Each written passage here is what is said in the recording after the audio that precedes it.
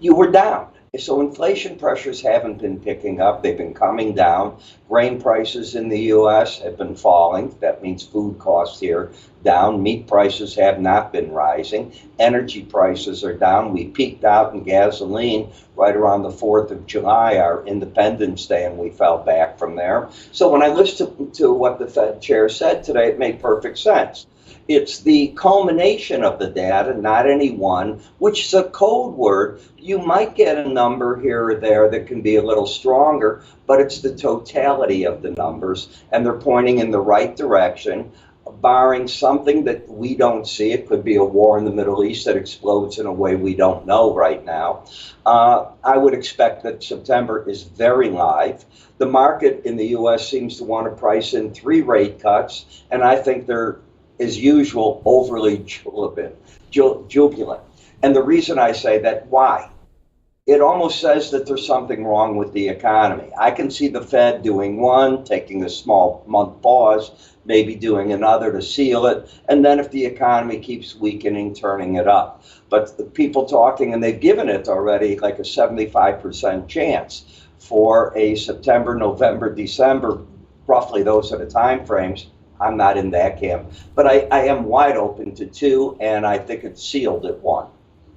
So, as I mentioned, there are very much risk on as a result of what we've heard, markets pricing in that rate cut in September. What happens in September when it does cut? Is it a buy the rumor, sell effect proposition, do you think?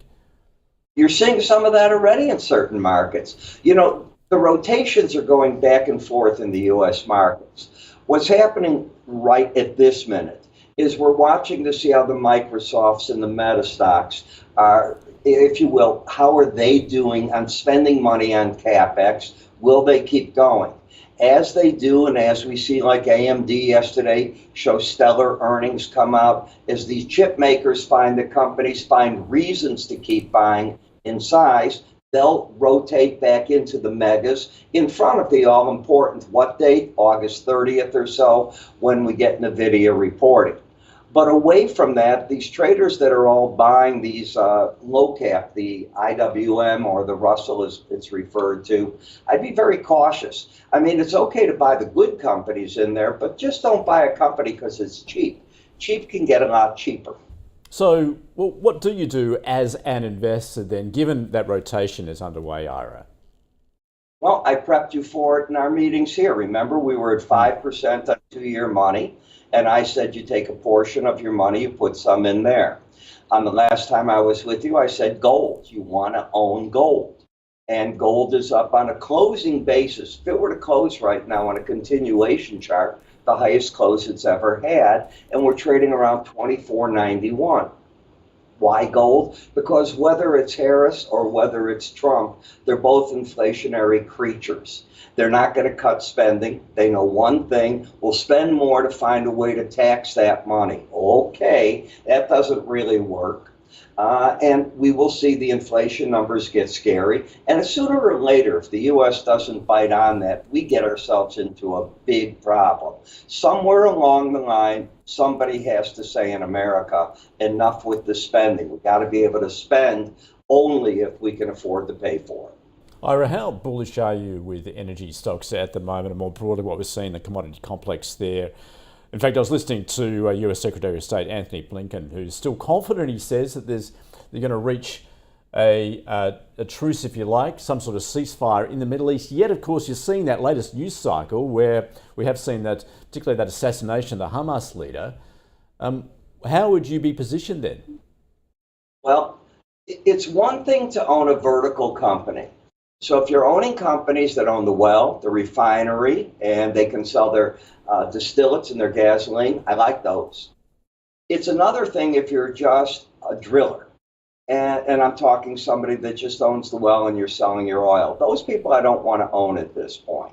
OPEC is waiting for the reason to be able to turn on the spigot and get more oil on the market. I don't think they will if the market's under, say, $78, $77.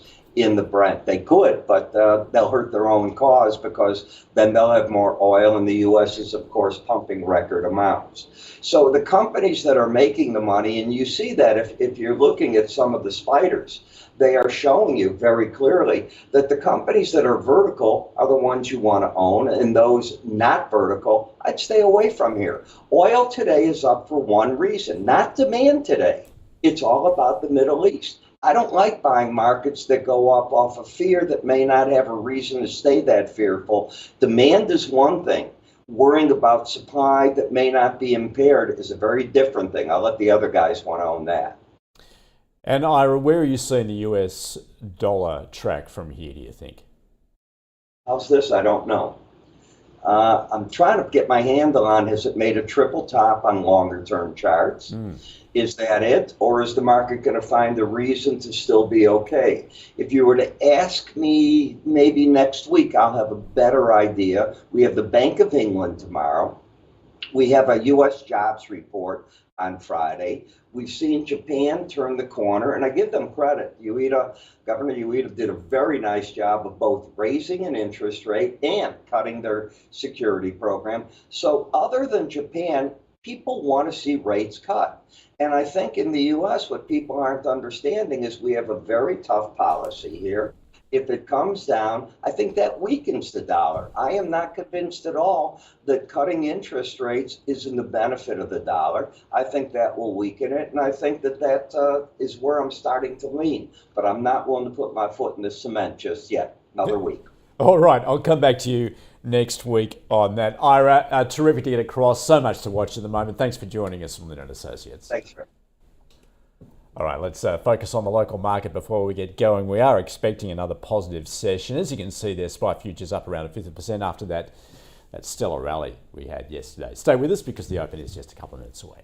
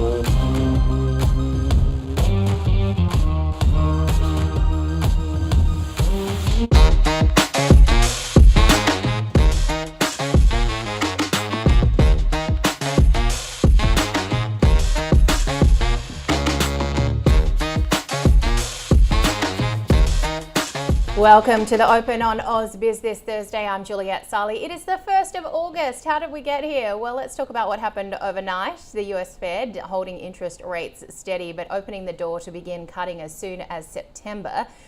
Now, The broad sense of the committee is that the economy is moving closer to the point at which it will be appropriate to reduce our policy rate. In that, we will be data dependent, but not data point dependent. So it will not be a question of responding specifically to one or two data releases. The question will be whether the totality of the data, the evolving outlook, and the balance of risks are consistent with rising confidence on inflation and maintaining a solid labor market. If that test is met, a reduction in our policy rate could be on the table as soon as the next meeting in September. And those comments were enough of a signal for markets to see risk assets rally and bond yields and the dollar fall. The US 2-year Treasury yield fell to 4.3%. The 10-year fell to 4.08%. Markets have now priced a 100% chance that the Fed funds rate, which is currently at 5.37%, will be cut at the next meeting on September the 18th. The US dollar has added to recent losses following the Fed policy decision and Jay Powell's comments, and the Japanese yen has hit a 4-month high against the dollar after the Bank of Japan raised rates to their highest level since 2008. We've got the Aussie there sitting at 65.5 cents, so rebounding after that drop below 65 yesterday on our inflation data. So let's take a quick look at the setup from the overnight session, and of course the prospect of the Fed easing rates sent shares surging, tech shares leading the gains, boosting the broader market, with the Nasdaq leading the way to finish July strongly, but still almost 1% lower for the month. Chip stocks surged before the Fed decision, and Nvidia shares rocketed higher, helping an optimistic 2024 sales forecast for the artificial intelligence chip by peer AMD. Meta beat market expectations for second quarter revenue and issued a rosy sales forecast for the third quarter on signs of strong digital ad spending on its social media platforms, which it says can cover the cost of its large investments in AI, and its shares were up 4% after the bell, while MasterCard beat second quarter profit expectations and said spending was holding up, and Pinterest shares tumbled after a muted third quarter outlook, which disappointed Wall Street amid a rebound in the digital ad market. So all looking like another record will be hit on the local market today. We're up slightly on the open by 0.4% on the CBOE 200.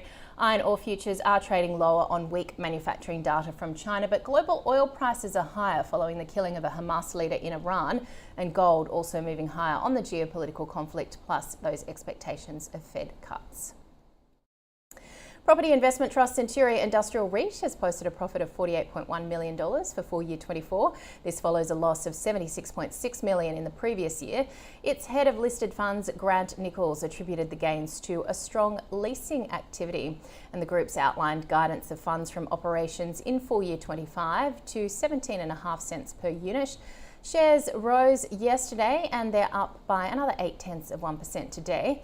We're also keeping an eye on the payment provider Findi, which is expecting full year 25 earnings between 30 to 35 million. It plans to expand its services to 6 new states in India and said it's on track to list its Indian subsidiary on the Bombay Stock Exchange in 2026. Nickel Industries Managing Director Justin Werner says that Indonesia wants to attract more Western investment in nickel and reduce its reliance on China. And Lendlease has completed its life sciences joint venture with Warburg Pincus, a global private equity firm. All right, let's get into now some of the small cap news. And we've been looking at Brookside Energy reporting second quarter numbers with $8.7 million in cash receipts and an end of quarter cash balance of $21.4 million. David Prentice, CEO of Brookside Energy, joins me now to discuss. David, thanks for staying up late for us in the US. Just talk us through these numbers. Yeah, so look, another great quarter for us over here in the US. So posted some solid numbers. We're right on the cusp of a major kind of growth phase here with this drilling that we're doing out in our FMDP project. So we're seeing production probably approaching its low point for us here for the significant getting ready for the significant uplift that's going to come from bringing these four new wells online. Yeah, okay. So what's the outlook then in terms of bringing those online? Because you're at sort of a pivotal point here.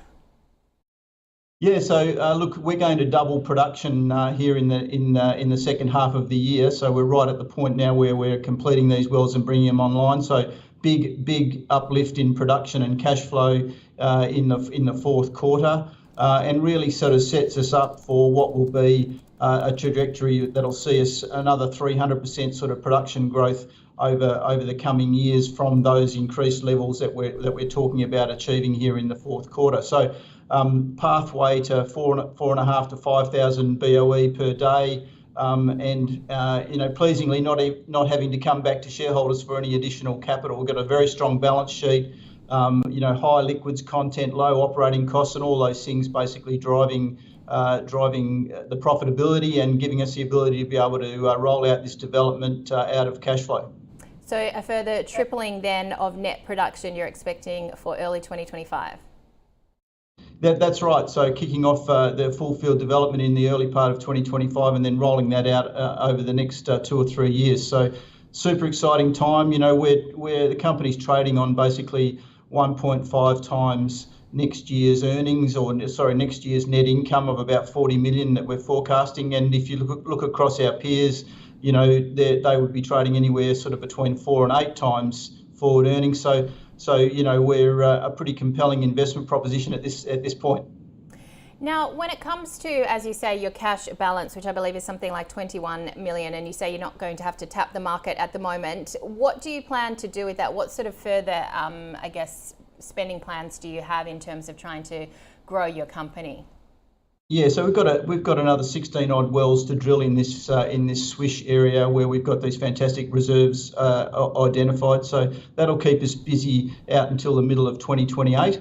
And then at that point, we're going to have accumulated a large amount of cash and have good visibility on a significant sort of forward cash flow from there. So then it's a matter of looking at the mix of capital allocation to say, do we return some capital to shareholders? Do we look for growth opportunities? How do we sort of plan out from there out to sort of into the early 2030s? So when do you think you could potentially start to return to shareholders? So look, I think we did a 5% buyback last year. I think if we see sustained higher oil prices here over the next 2 or 3 years, that would free up additional cash flow beyond what we've got set aside for this CapEx program that would enable us to reinstate the buyback. But ultimately, it's looking at that sort of middle of 2028 and beyond where we'll be able to really look at returning meaningful amounts of capital to shareholders. Now, when you say as well, in terms of the oil price, as I mentioned before, I mean, it's always volatile, it's always moving on geopolitical risks as well. How are you sort of hedged where oil is trading? So we're unhedged at the moment, but look, we're keeping an eye on pricing very closely, as you can imagine. We've run all of our numbers at sort of $75 WTI and $2.50 gas, which is sort of where prices are now. I think, the supply side of the oil equation is pretty well understood. You're seeing capital discipline from all of the US drillers. So there's not a lot of growth in production coming from the US. OPEC sort of firmly have their hands on the levers there in terms of controlling prices. So what are we looking at? We're looking at the demand side. How's China travelling? We're going to get a demand shock sort of out of China. And then ultimately, in the short term, we've got this geopolitical risk that we've seen sort of in the last 24 hours where we've seen the price sort of rally on the back of some of that tension in the Middle East. So lots of moving parts. And I guess as well, when you look at where your share price is, you're a very, very small company, and I know that you can't control or talk about market dynamics, but when you look at where you trade and what you're doing, would you say that you've got further to run and that investors could be seeing some more upside here? Yeah, look, it's enormously frustrating, I think, across the whole sector. As I said, you look at the multiples that some of these tech companies trade on, then you look at the multiples that the energy sector trades on, and then you look at the multiple that we trade on, which is, 4 or 5 times less than the sector average, and it's frustrating. So, I guess we're out there beating the drum, explaining to people, that look, this business, we've de-risked it. We're now just rolling out this CapEx program and building production in a very disciplined way. We've seen the low point in our production profile, and it's now just building as we roll out this CapEx program. So, it's an exciting time for the business, and hopefully at some point we start to see that recognised in the market capitalisation. All right, keep beating that drum. David, thanks so much for joining us on ausbiz. David Prentice, Brookside Energy CEO. The local market well and truly underway now, and we are hitting another record. You can see the SIBO 200 there is up by 0.8%. I'll just get you a quick read on where the ASX 200 is. Oh wow, 8,142 points. So we've cracked the 8,100 point level for the first time ever. We're up 0.6%. So a new all-time high. Just having a look at some of the top performers. You've got Charter Hall, of course, a lot of these movement in interest rate sensitive stocks, a lot of the energy and mining stocks doing really well today as well. Right, we're going to take a short break. We'll be back in a moment.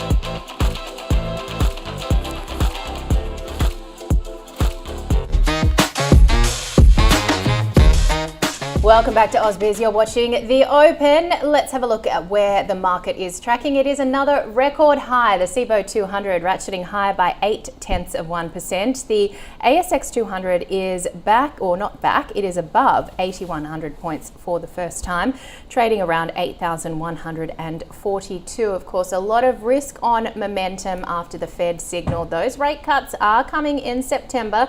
And we had that inflation picture here yesterday, which has really cooled the brakes on an expectation of a rate hike in August. Worth noting though, UBS still thinks there could be a hike next week.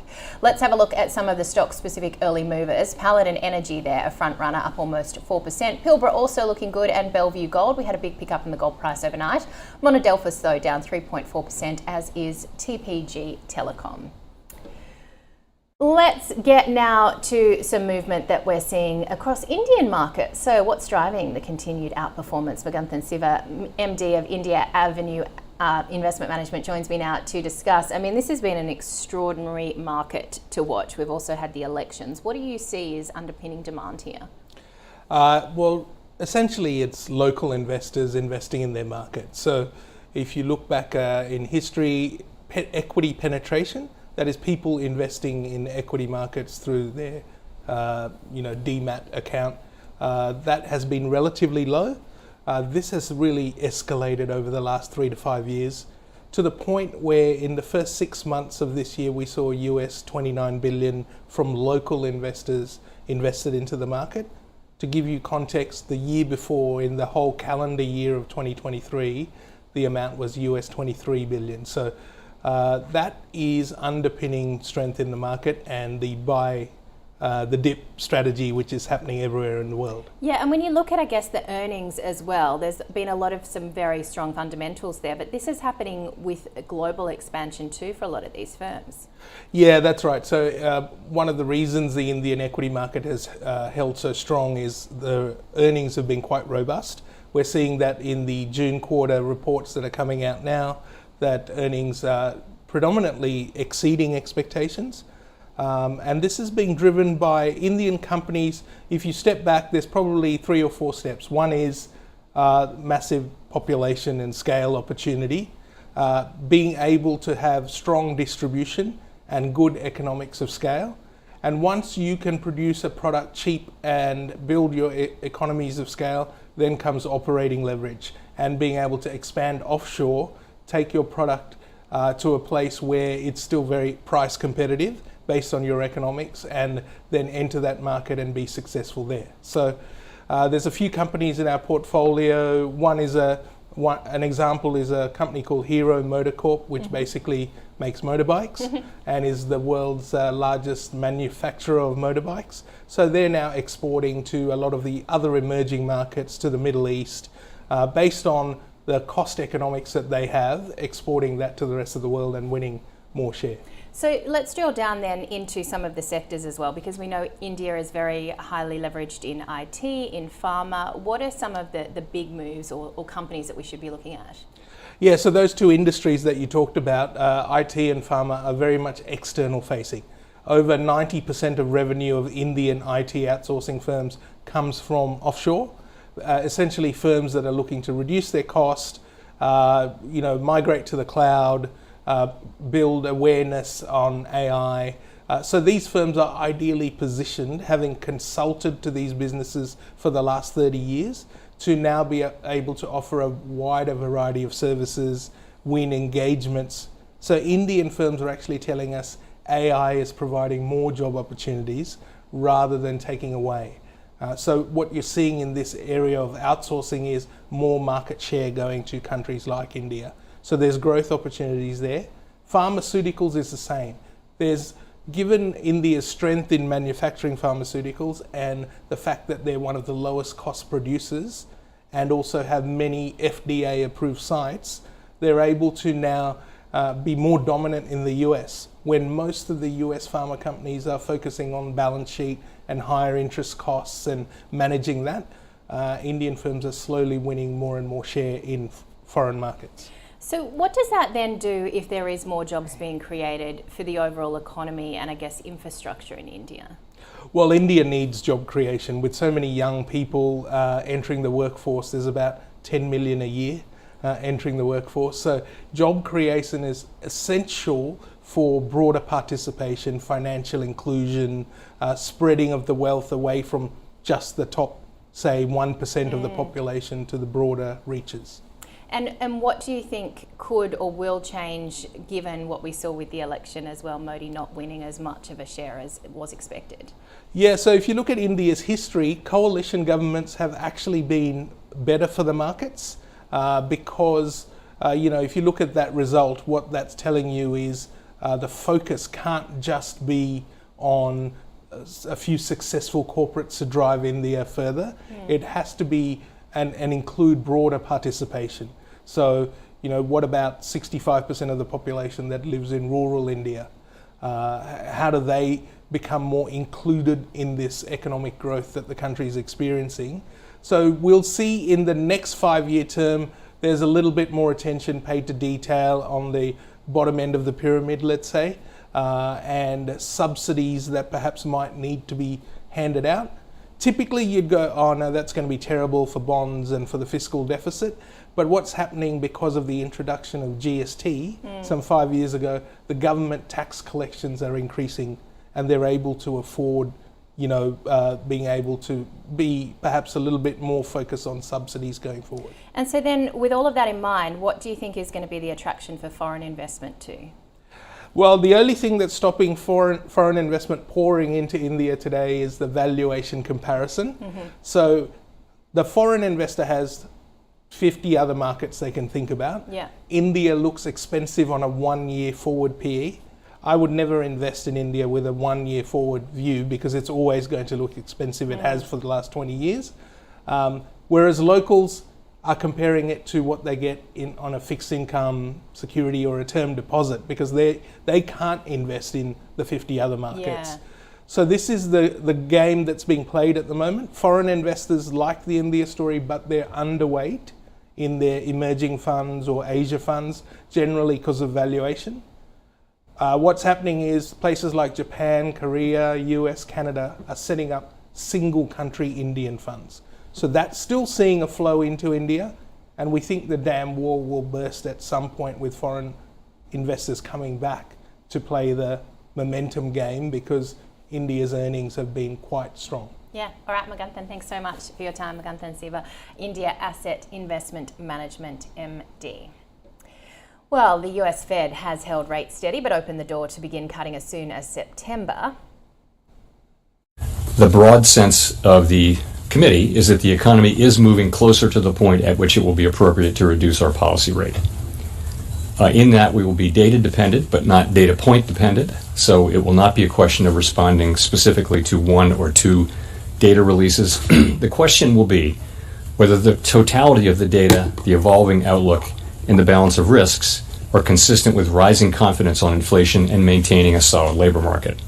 If that test is met, a reduction in our policy rate could be on the table as soon as the next meeting in September.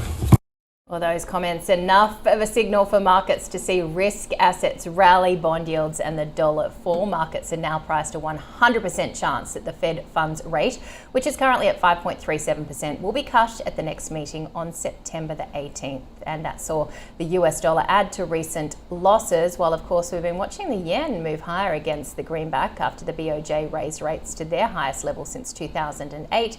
The Aussie dollar bouncing back after yesterday's inflation data, which saw it dip below 65 cents.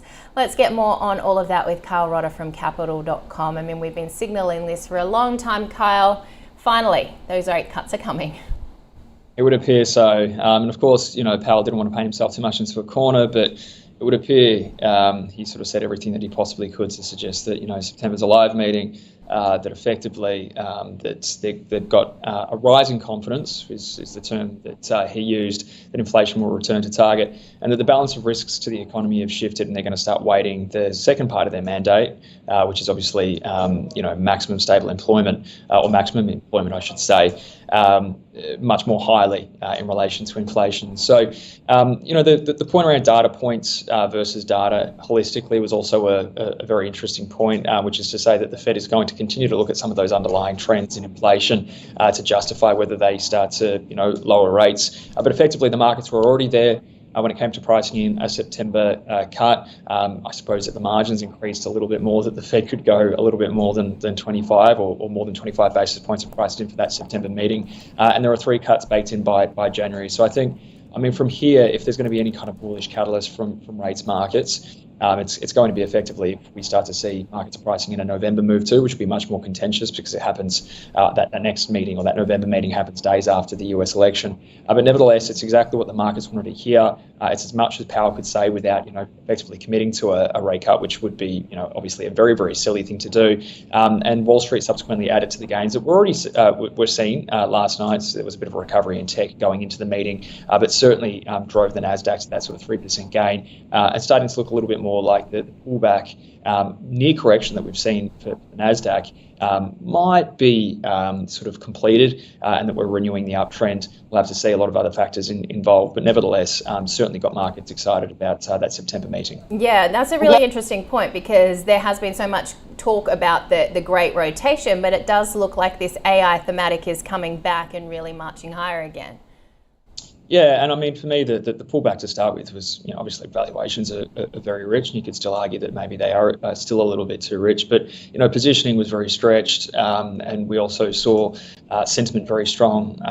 That narrative just, was so powerful a few weeks ago. So, it didn't take much, and in fact, it was that inflation data a few weeks ago to kind of spark that rotation trade, as well as maybe an element of that Trump trade too, that, boosted the small caps and did what actually most people would suggest, certainly technicians would suggest, is a very healthy thing in a bull market, is that there is rotation at different stages within it, but in the long run, all sort of the tide sort of lifts all boats, so to speak, and the uptrend of the bull market remains intact. So it would seem that that is what we're kind of watching unfold. The dynamic was a little bit different last night because again we saw that big move or that big recovery in tech, and at a headline basis for the S&P 500 anyway, it's such a ridiculous weighting to tech that you probably on a sort of an index basis, the sell-off was probably a little bit worse than it really truly needed to be. The equal weight index was only down a couple of percent,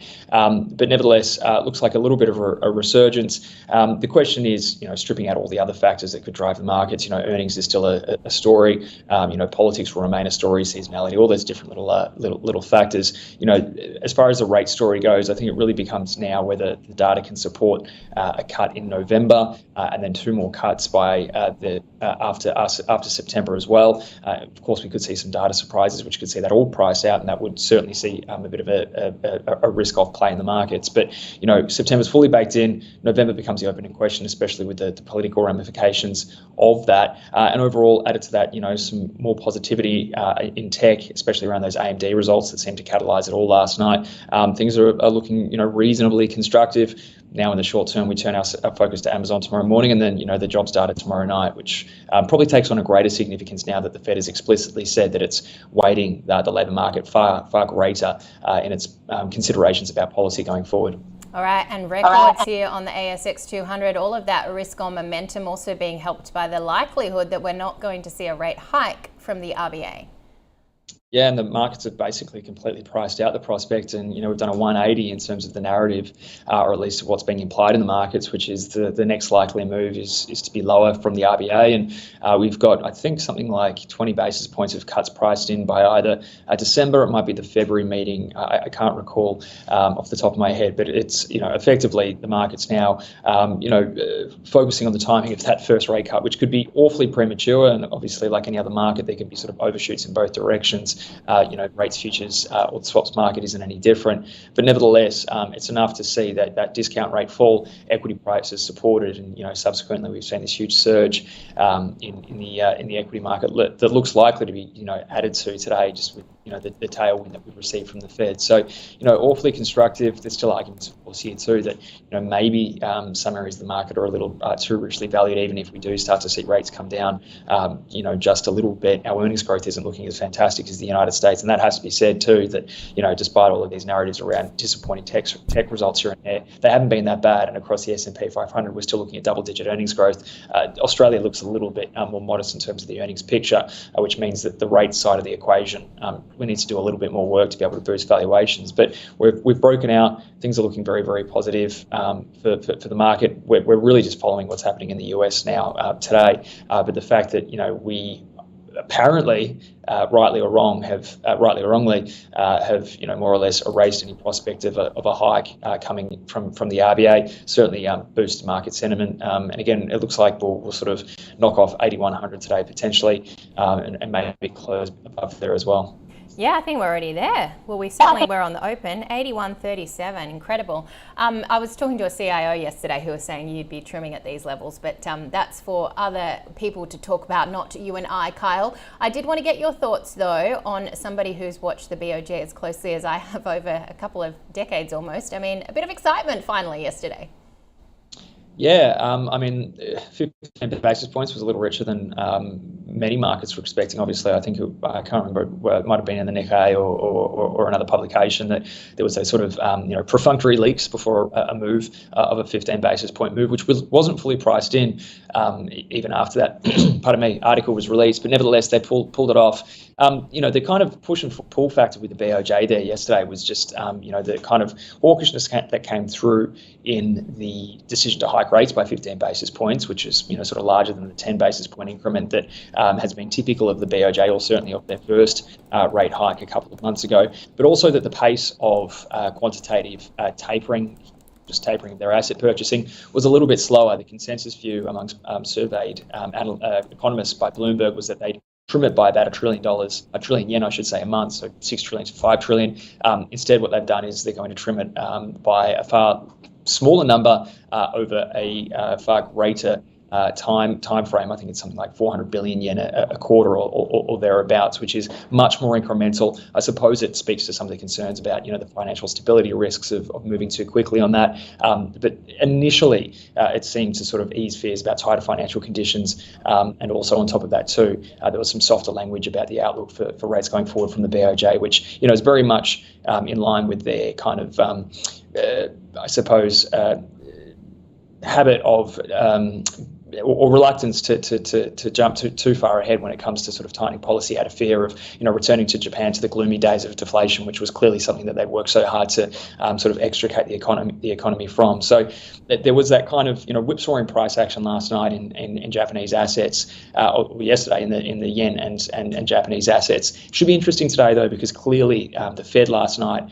has set off a fairly strong rally in the yen, a fairly significant drop in the USD JPY below 150, which typically augurs fairly poorly for Japanese equities, which tend to be a bit of an inverse trade on the yen. So we'll keep an eye on that. But nevertheless, we're clearly seeing signs that the Bank of Japan is trying to tighten. Maybe the kind of trend has turned for the yen, and that's going to have significant ramifications for markets across the world, especially considering how significant that kind of carry trade has been between Japan and global assets to more or less support some asset prices, especially sort of US tech stocks. So it could be an interesting cross current to watch, and more or less our traders absolutely love trading the yen and the Nikkei. So if nothing else, adds a little bit of volatility, two-way volatility to those markets. I wonder if it was the BOJ hiking or me booking a trip to Japan that saw the Aussie dollar fall against the yen. Maybe the BOJ is a bit more important than me. Kyle, thanks so much as always, and we're looking forward to your view this afternoon as well. Kyle Rodder, capital.com. We're going to take a short break. Stephen Miller joining us in a moment.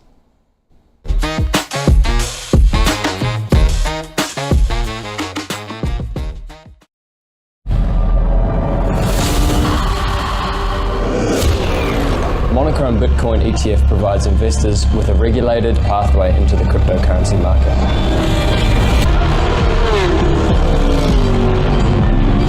When you're ready to take your investments to the next level, you might want to consider Monochrome.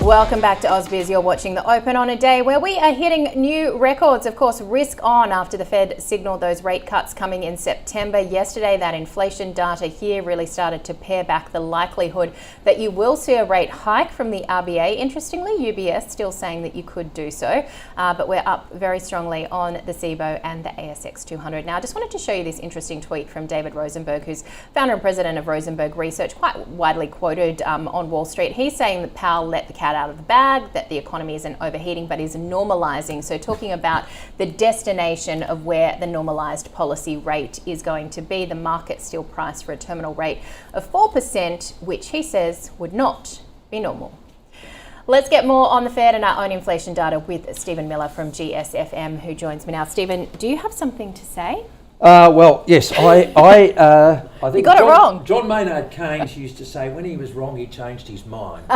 And so I'm changing my mind. I had thought that we'd see a trim mean inflation with a 4 handle. And I had thought that made an increase in the policy rate more likely than not. So I have to say that I'm wrong. I've changed my mind. I think, not that I think never wrong for long is the way to go. It wasn't a startlingly great inflation number, but it was certainly good enough, particularly given that we suspect that there's a labour market cooling out there. It was good enough for the RBA to stand pat when they meet next week. Yeah. And I mean, I've got to give it to the RBA too, that they've been public about running this experiment. And so far, it hasn't worked perfectly, but it seems to be working reasonably well. I would caution that, unlike, say, we've seen with the Fed overnight and the Bank of Canada and the ECB and others, and perhaps the Bank of England tonight, I think we're still some way off seeing the RBA start to cut rates. Yeah, absolutely. It's just kind of kicking the can down the road. And you and I have spoken many times about the fact that it did not seem that Michelle Bullock really wanted to lift rates. So they might be breathing a little bit of a sigh of relief certainly on this. What happens next when you start to see more of the stage 3 tax cuts trickle through too? Well, I think that's probably why. It's another reason why we consider or why I say that we might be waiting some time for the RBA to cut rates. The RBA hasn't been getting much help in its inflation fighting task from various governments. There's been a big chunky contribution from government spending. I think Westpac estimate that's something like 2.2% of GDP in 24/5. Now that supports the economy, but on the flip side, it means that it's going to be harder for the RBA to cut rates because there's going to be that pressure on inflation. Some of the wage and certainly the industrial relations changes made by the government mean that that arguably push the Nauru higher and mean that inflation takes its time reducing. So as you say, some of the fiscal and the income tax cuts too start to kick in. I'm not sort of so down on the income tax cuts. They have some attenuating supply side effects, but all those things lead me to think that the RBA probably won't cut rates until 2025 rather than in 2024. All right, but talking about the Fed, as you say, let's get this party started. Yes, yeah, well... Finally, because we talked about this almost a year ago. Yeah, well, I think we've been talking about it for a while. I quoted William McChesney Martin, who said the role of the Fed was, to take away the punch bowl once the party gets going. Well, I think what Jerome Powell said to us last night is he's perhaps prepared to tolerate a bit of a party from September. And I think that makes sense, as I think Kyle said in his comments, the labour market's cooling. If we get an outcome pretty close to expectations on Friday when we get the payrolls report, jobs up 175, unemployment rate 4.1, average earnings declining to 3.7%. I think that's entirely consistent with a rate cut in September. And bear in mind too, the core PCE, which is the Fed's sort of favoured measure, that's 2.3%. It's meaningfully on track to go toward target. The Dallas Fed trim mean measure is the lowest since March 21. So all the inflation indicators are pointing in the right direction. The labour market's cooling, just cooling, it's not falling out of bed. And so I think that all leads us to a rate cut come September. I'm not sure I agree with David Rosenberg's comments that you sort of said at the start that means we're going all the way back to 2 3/4. I'm not sure that's normal, but certainly, we see the rate cut party start in September, and it might sort of continue. We might sort of see more instalments of the punch bowl, more additions to the punch bowl before the end of 2024. Yeah, and who's taking away from the punch bowl after having a lot of punch for a long time is the BOJ. Yeah, it's funny we talk about normalising, or the BOJ talks about normalising policy, and we know what that means, but it's sort of a bit of an ironic moniker when everyone else is sort of on the verge of cutting. But yes, I think in some ways that's a sign that Japan has sort of entered, a healthy phase. Inflation's persisting, it's got some sort of a growth happening. Things are returning to what we might sort of think of as normal. The BOJ surprised a bit by increasing the policy rate to 25 basis points from 10. I think part of that was it could do it, and also part of it, and I think Ueda said this in his conference, is that part of it was addressed at the weaker yen. And now that seems to have sort of, with the Bank of Japan raising rates, because Ueda didn't move that signal more to come yesterday, and with the Fed reducing rates, you probably think that period of yen weakness has been a big story for most of this year, has probably run its course. And just more broadly on the overall macroeconomic picture, when we're seeing rate cuts being flagged from the Fed, we've got the presidential election coming, we've got escalation continuing in the Middle East, the Hamas leader being killed in Iran. How are you sort of viewing the overall picture? Yeah, it's funny. I think, Goldilocks, which has sort of become a little bit of a hackneyed term, but let's call it Goldilocks, I think is rightly the central case. As I say, the US economy is cooling, but not drastically so. It's cooling in a nice sort of benign way. Inflation's coming down. The Fed can cut rates. That's a pretty good tailwind for markets. I think the only thing that causes me some hesitancy is a positive environment is priced. And whilst that might be completely understandable, there are risks. You mentioned the Middle East, which is always, a potential source of risk. There are risks that might sort of sideswipe the market and cause a dramatic revision in sentiment and the prices of financial assets. but it comes from something that we probably can't see, whether that's the Middle East or China, Taiwan, or the US presidential election, what that might bring in terms of, a reassertion of protectionist sentiment and stubborn inflation again sort of emerge as an issue. These are all things that can sideswipe the market. But at the moment, given where we are and given what we know about inflation and given what we know about, the activity backdrop, it's understandable that sort of Goldilocks view has taken hold, and it will take something that we've probably not got front and centre at the moment to knock the markets from that view. All right, Stephen, good to see you as always. Yes, Stephen thank you, Juliet. Miller, GSFM. I'm going to take a short break. We'll be back in a moment.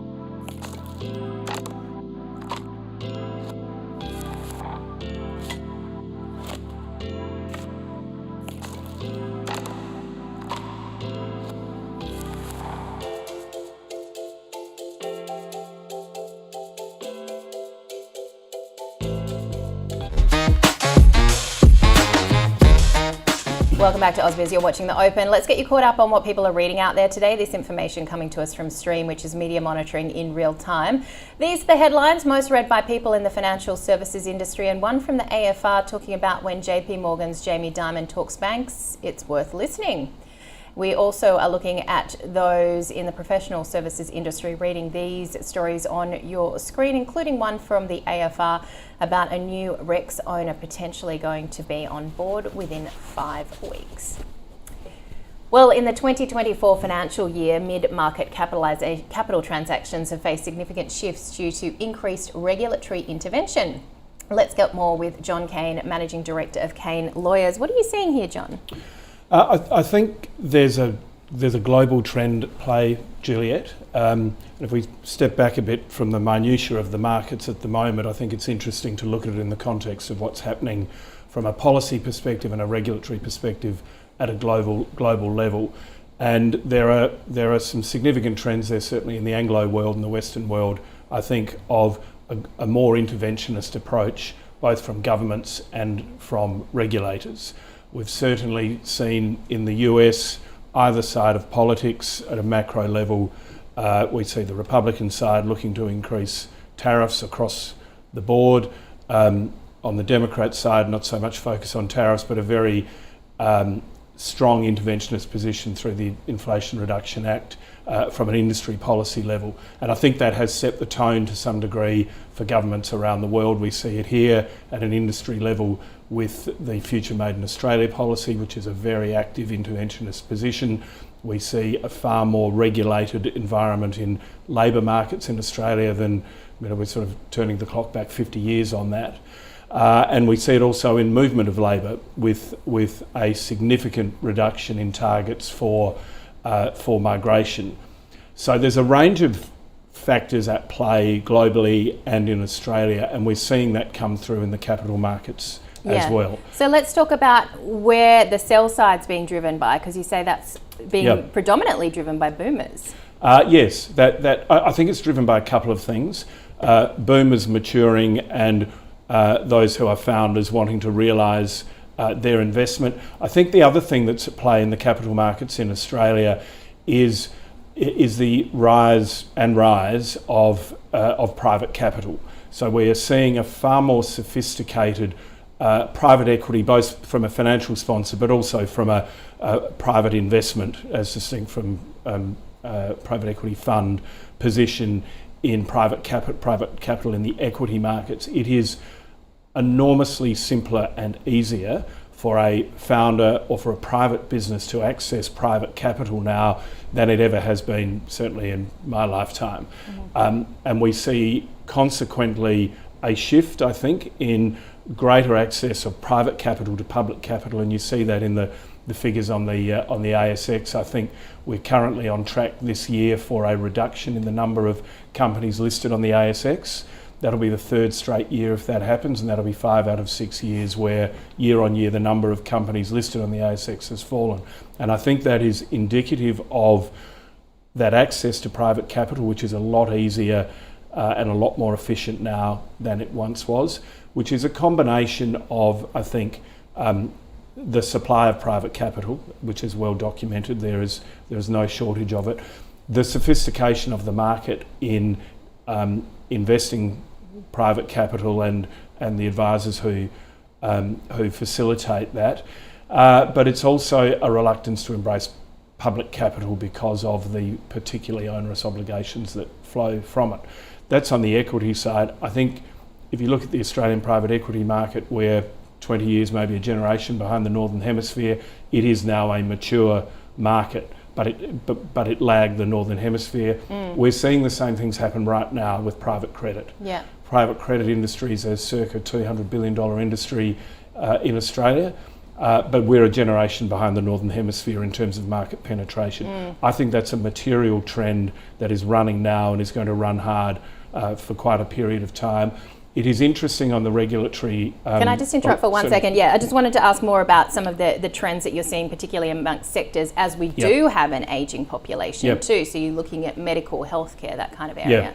So I think the areas where we see most activity, and we focus very much on the mid-market, typically $50 to $500 million deals, the sectors in which we see most activity are certainly, as you say, medical, health, allied care. So that extends to NDIS support, retirement care and those sorts of things.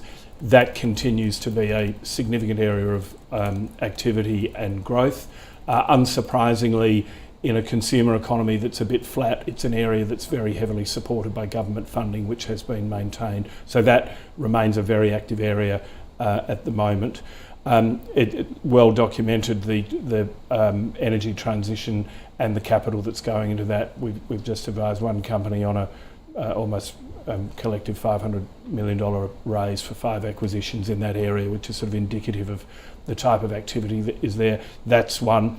We're seeing ongoing activity in what we call the real asset space, particularly agriculture and food. People still need to eat whatever is going on in the economy otherwise, and the growth of professional investment and scale investment in that area continues. And then the fourth area we see ongoing activity is in the broader digitisation space. So not necessarily pure AI assets transacting, but businesses that are digitising or wanting to digitise. We see a good deal of acquisition activity there as people are buying expertise or being bought out by others with greater expertise. All right, interesting. John, thanks so much for joining us. It's John a pleasure, Kane, Juliet. Managing Director of Kane Lawyers, there with us. All right, we need to check in on the markets. We're at a record on the ASX 200. We've got this risk on momentum, of course, after the Fed signal those rate cuts are coming next month. And also after we had our own inflation data yesterday, which was cooler than expected, meaning that the RBA is not likely to hike next week, although UBS is among those still calling that we could see a hike from the central bank.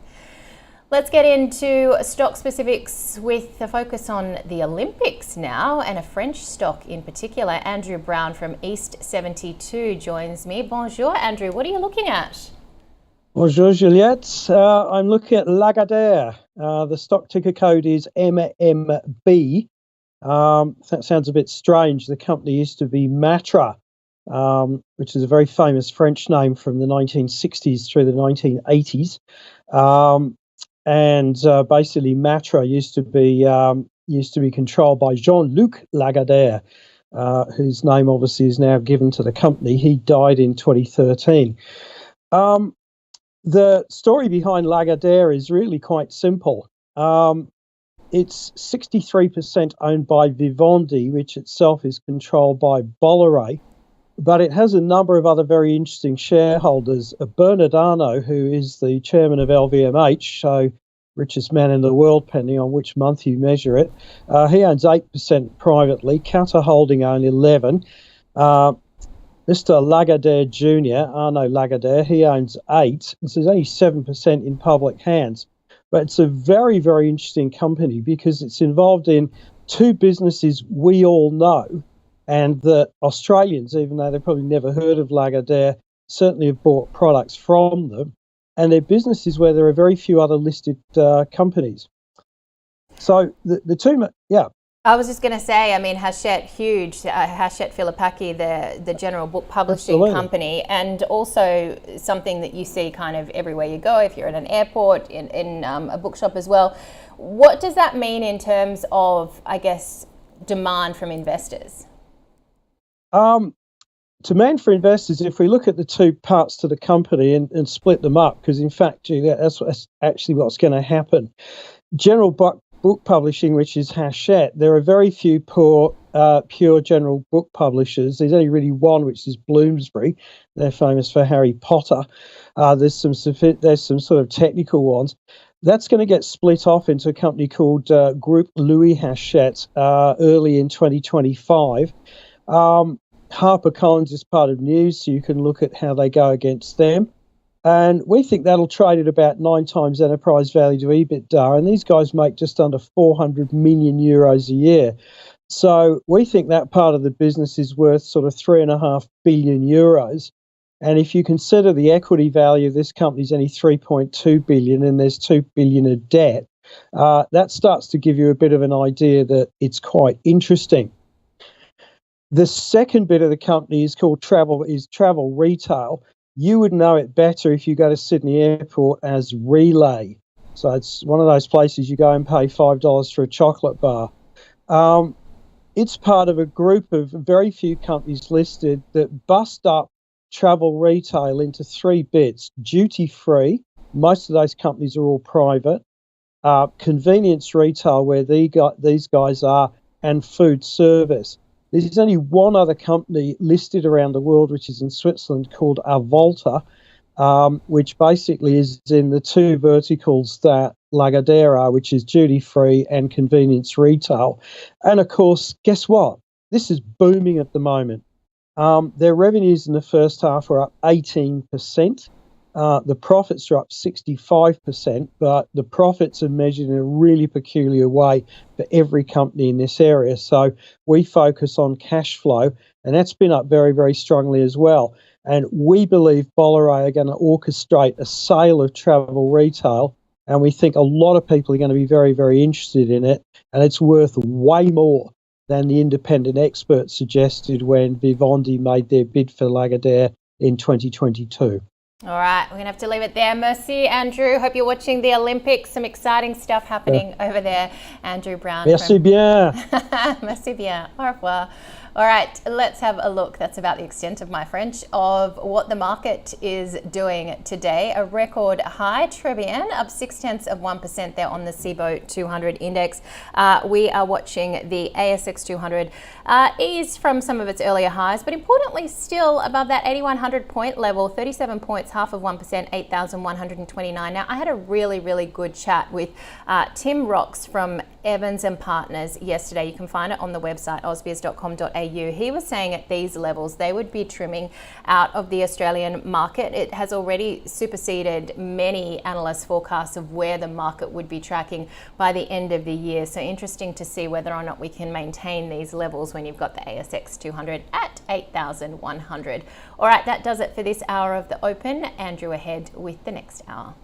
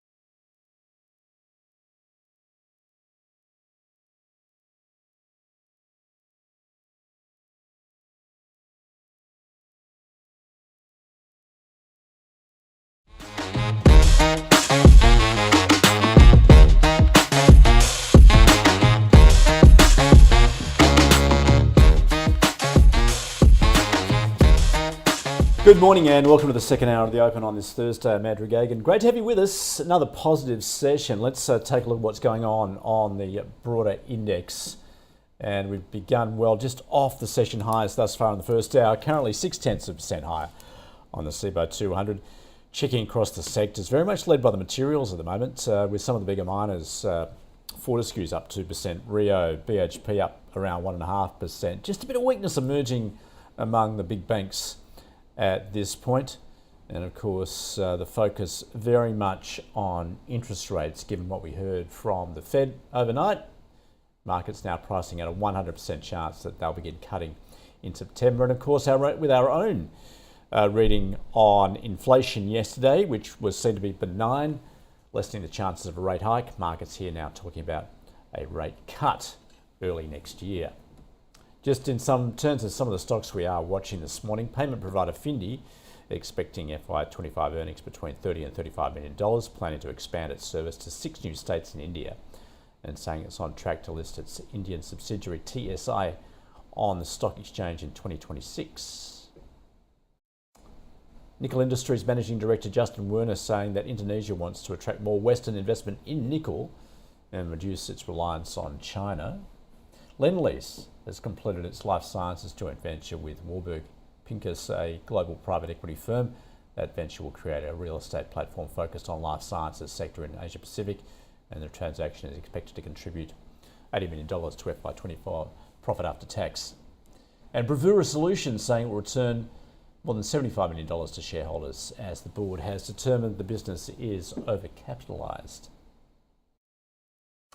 Property Investment Trust Centuria REIT has Centuria Industrial REIT has posted a profit of $48 million in FY24 following a loss of $76.5 in the previous year. And its head of listed funds, Grant Nichols, attributes the gains to a strong leasing activity. The group outlining a guidance of funds from operations in FY25 of 17.5 cents a unit. Let's get some further detail now. CRP Fund Manager and Centuria Head of Listed Funds, Grant Nichols, joins us now. Grant, welcome. Thanks, Andrew. Good to be here. How would you describe that result? So we're very happy with the results for FY24. As mentioned, we delivered guidance in line with our upgraded forecast in the half year, so at 17.2 cents per unit. And at the same time, we provided guidance for FY25 of 17.5 cents. So what's most pleasing about the result is that we are providing guidance. It's our third year of earnings growth, which is really quite an achievement considering the higher debt cost environment we're in now compared to FY22. What are you seeing in terms of property income at the moment? So for CIP as an industrial fund, we've had a really good year of leasing. We're still seeing very, very strong tenant demand across the industrial portfolios of Australia. So we leased in excess of 300,000 square metres through FY24, which is our record leasing year. And we're still seeing very, very strong demand for the type of product that CIP owns. So CIP is predominantly a urban infill industrial landlord. And what we mean by that is we generally own in markets that have got constraints in regards to being surrounded by residential areas. What are you seeing for demand right now, and particularly as far as subleasing is concerned? Yeah, there has been an increase in subleasing, but at the same time, for leasing of industrial property, what we're seeing there is a bit of a bifurcation in terms of tenants that are looking for larger space, so in excess of 20,000 square metres, compared to generally in between sort of 3 to 10,000 square metres of space. So we call them sort of the mid-sized tenants within the industrial portfolio. That is still a very active part of the market, and there's still very, very limited vacancy. So from the perspective of CIP, our average tenancy size is about 7,500 square metres. We're still very much in the sweet spot of where we're seeing most active tenant demand. When you take a look at more broadly what's going on with the Australian economy, do you have concerns? There is evidence perhaps of a slowdown. Of course, we had that latest inflation read, but we know the consumer is under pressure. What are we seeing in a business sense and how that's likely to affect your operations? Look, I think there's very strong tailwinds for industrial property at the moment. So if you think about e-commerce penetration, it's forecast to increase by about $15 billion by 2027. That in itself is potentially going to create about a million square metres of industrial demand. So even if there was a slowdown in the total economy, I think you're going to continue to see growth in e-commerce penetration, which would be very good for logistics providers.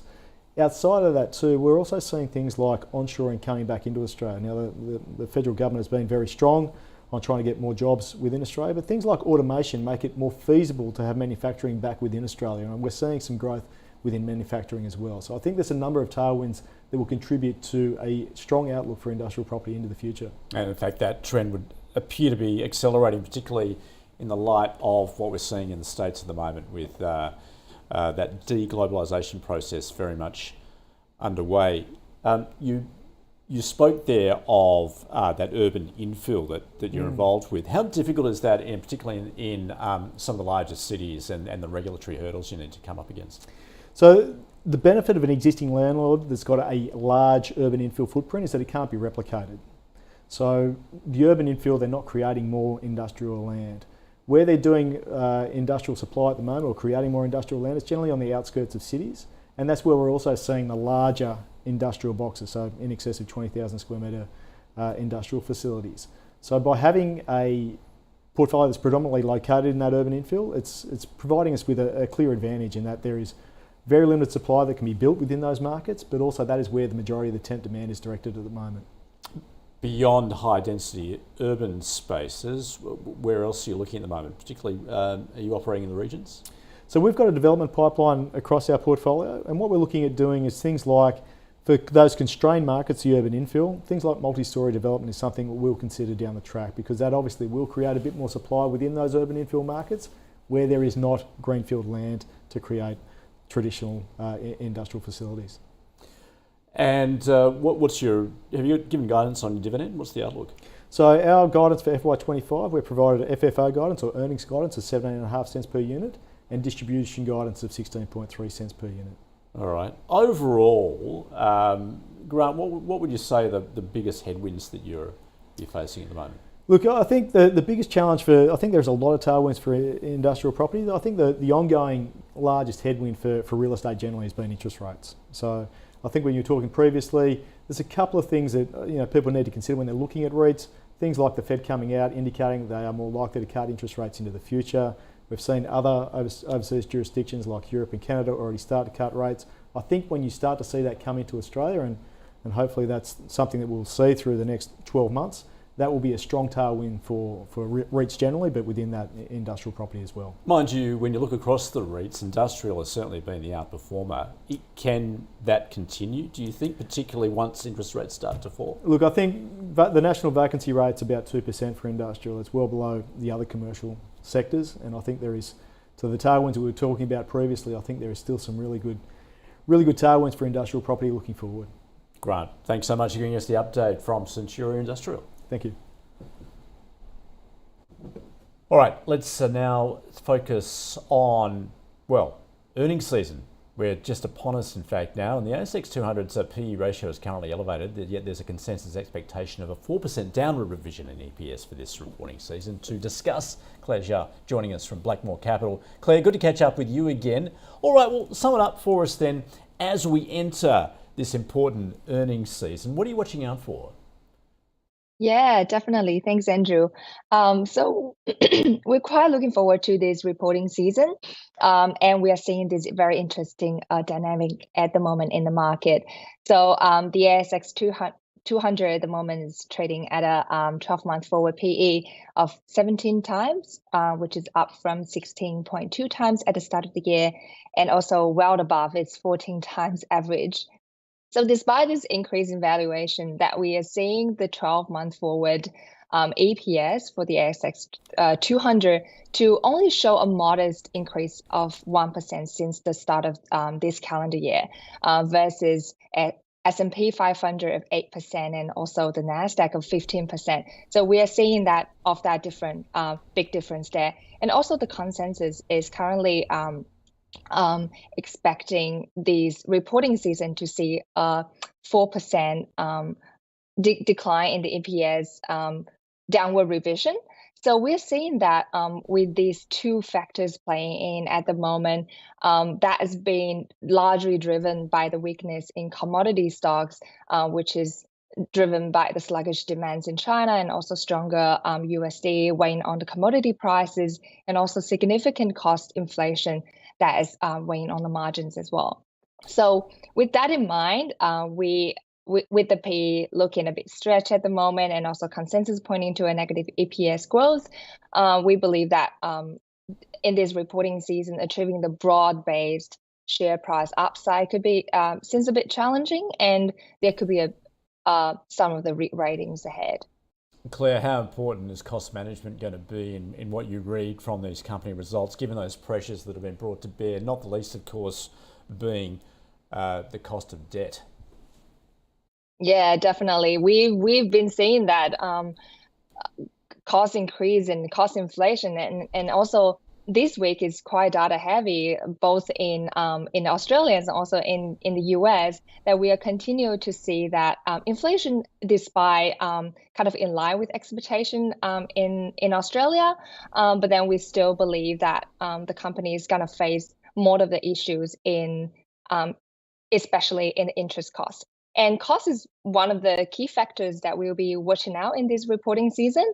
While we've seen some relief in the operating cost inflation, particularly in industrial sectors, interest costs that we believe remains a significant concern. And also the EBITDA upgrades do not translate to net margin upgrades in the last reporting season. So we continue to believe that interest costs will be the most pressing issues in the reporting season. And any of that mean reversion of that industrial companies' margins will be a critical factor in terms of driving the stronger EPS for the ASX 200.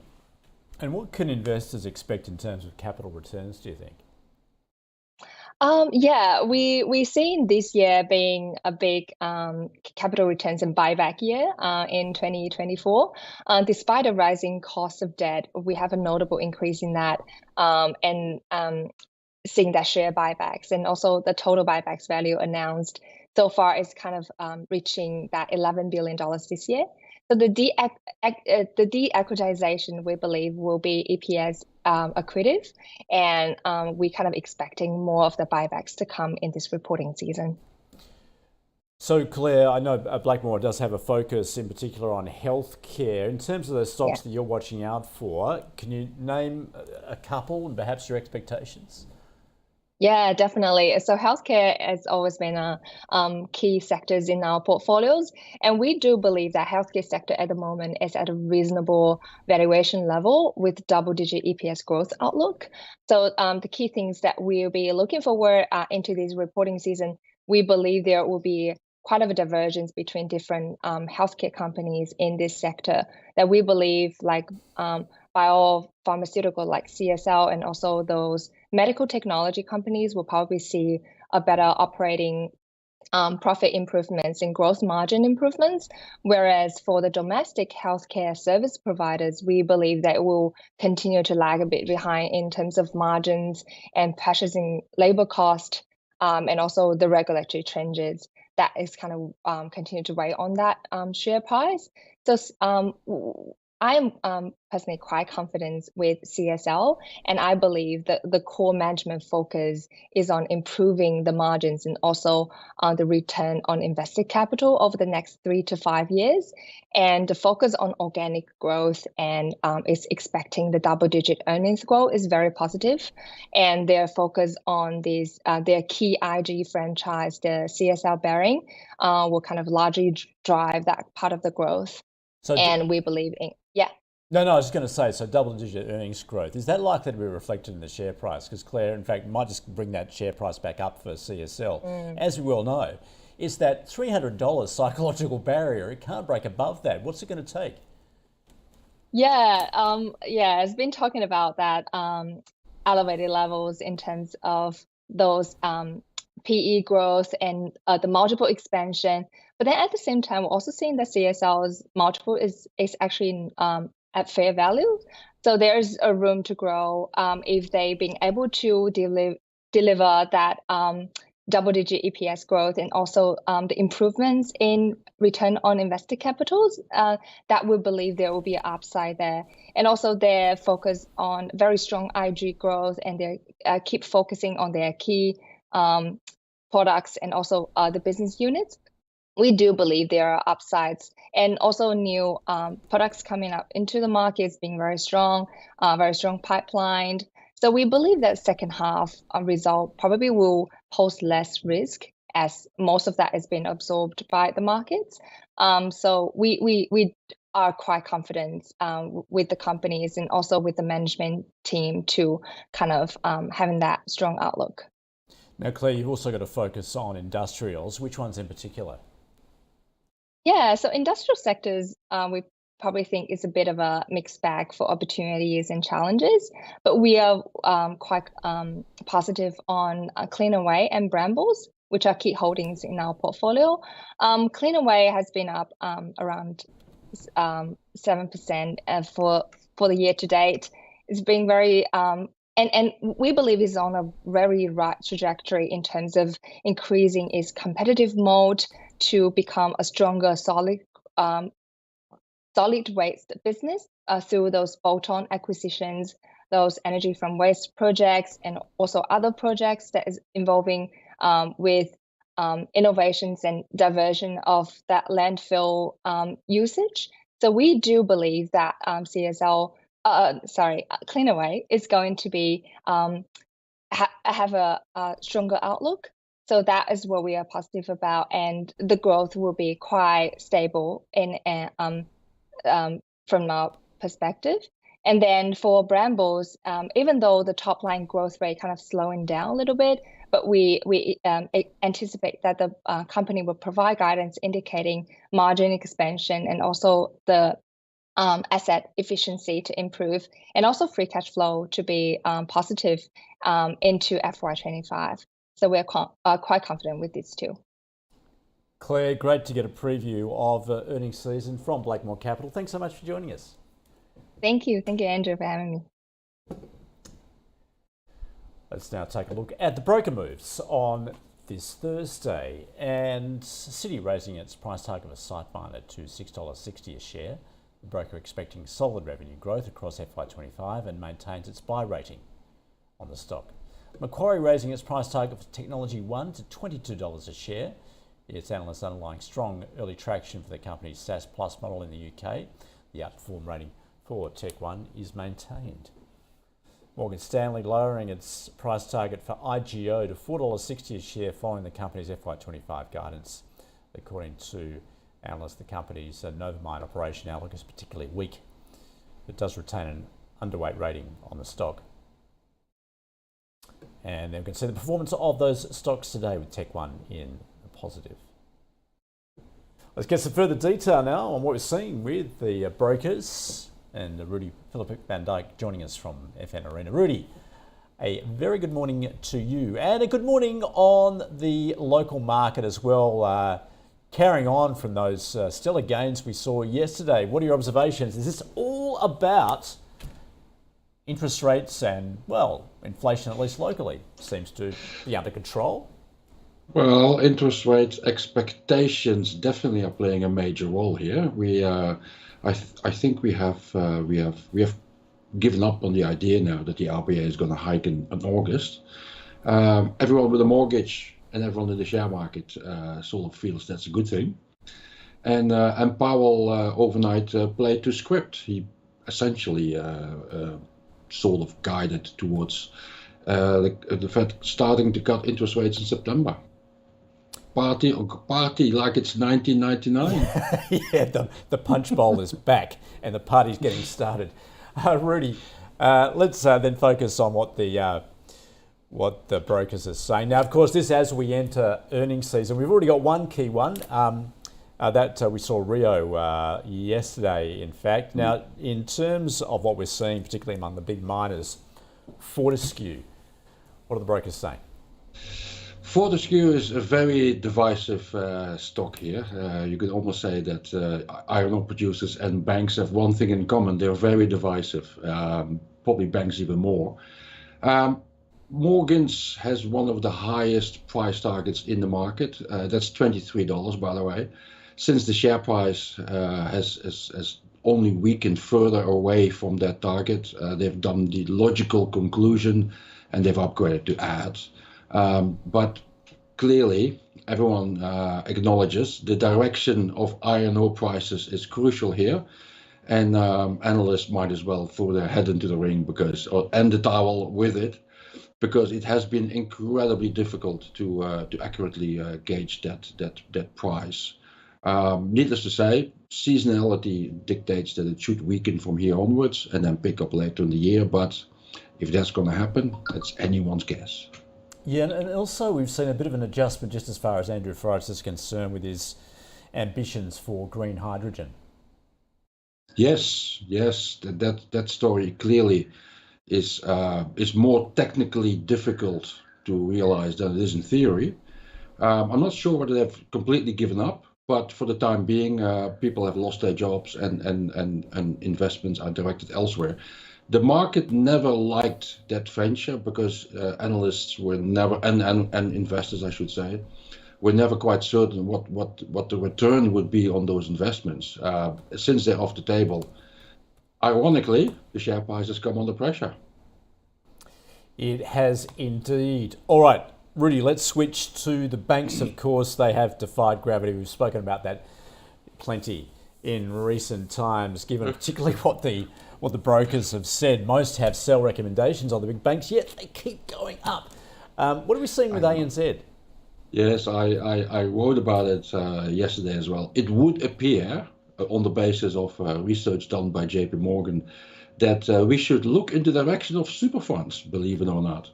But yes, CBA has no other ratings than sell. There's no neutrals, there's no buys there. And the ratings for the likes of ANZ that are not sell are becoming more scarce as well. We just got another downgrade. The story is very simple. I mean, if there is any upside for the banks, the analysts are firmly of the belief, most of them, that that's already in the share price. When you look at ANZ in particular, of course, the most recent news being that bond trading scandal, has that actually affected the outlook for the bank? So far not, other than sentiment, but it's easy to draw conclusions from the past. And I'm old enough when a trading scandal erupted at the National Australia Bank, and it made that bank the worst performer for the following 7 to 10 years. So I would not underestimate the consequences of that evolving scandal at ANZ. Yeah, indeed. That sounds a little ominous, doesn't it?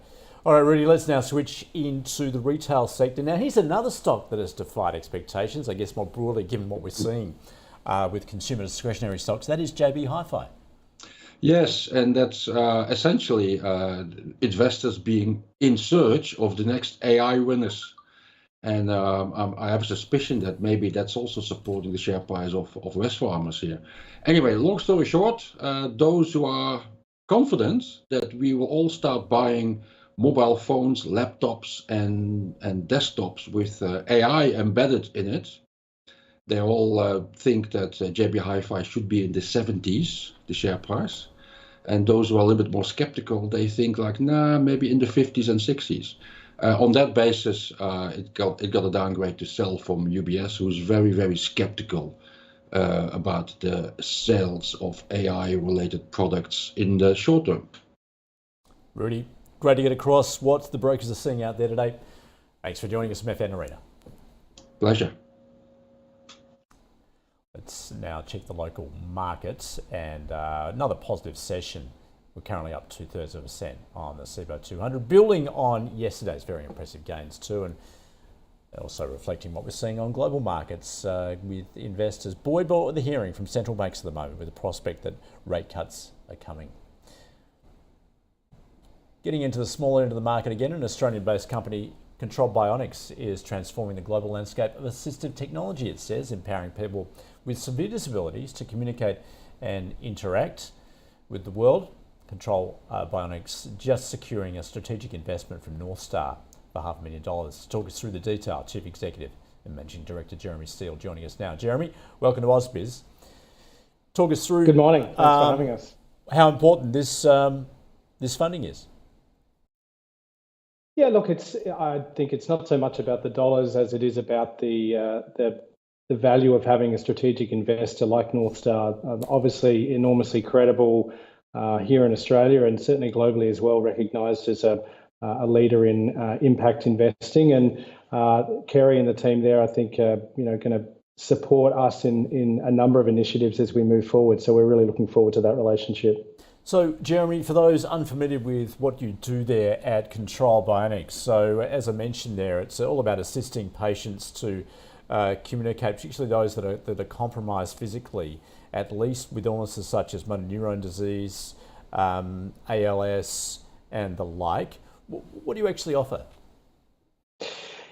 Yeah, I think if people haven't experienced or don't have first-hand experience in these conditions, it's sometimes difficult to understand the impact our technology has. But for individuals who are not able to communicate verbally, which people like you and I, Andrew, take for granted, how do they communicate intention? How do they share stories and experiences with their loved ones without being able to communicate? So as a business, we provide technology to these individuals who have cognition, are able to communicate, understand right from wrong and substance and conversation, and we provide that technology to them in order to allow them to communicate. Perhaps one of the best examples is one of our customers in Japan who a 20-year-old male who has cerebral palsy, unable to communicate or touch devices, or communicate verbally, I should say.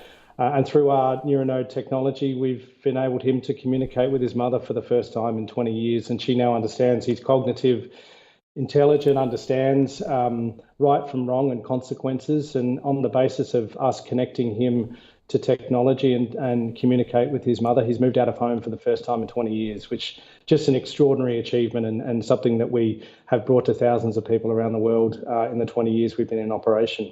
Is what you're offering unique, or is a competitive environment?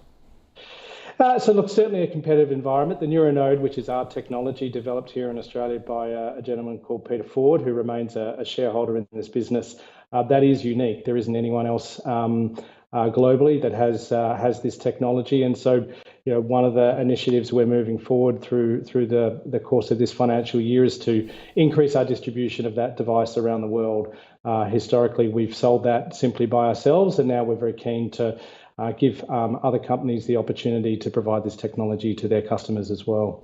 Just in terms of some of those other products, I gather that you've also got an autonomous wheelchair that has been that's got regulatory approval.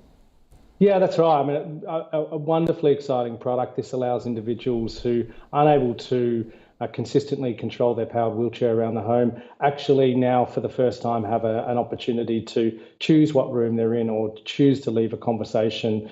And the experience that we've seen, and this is a world first, developed here in Australia, has been extraordinarily meaningful. The ALS Association in the US awarded us a grant earlier in the year to bring that product to the US, and we're currently going through FDA approval. But yes, that has TGA approval here in Australia, and we're commencing operations to start selling that here in Australia.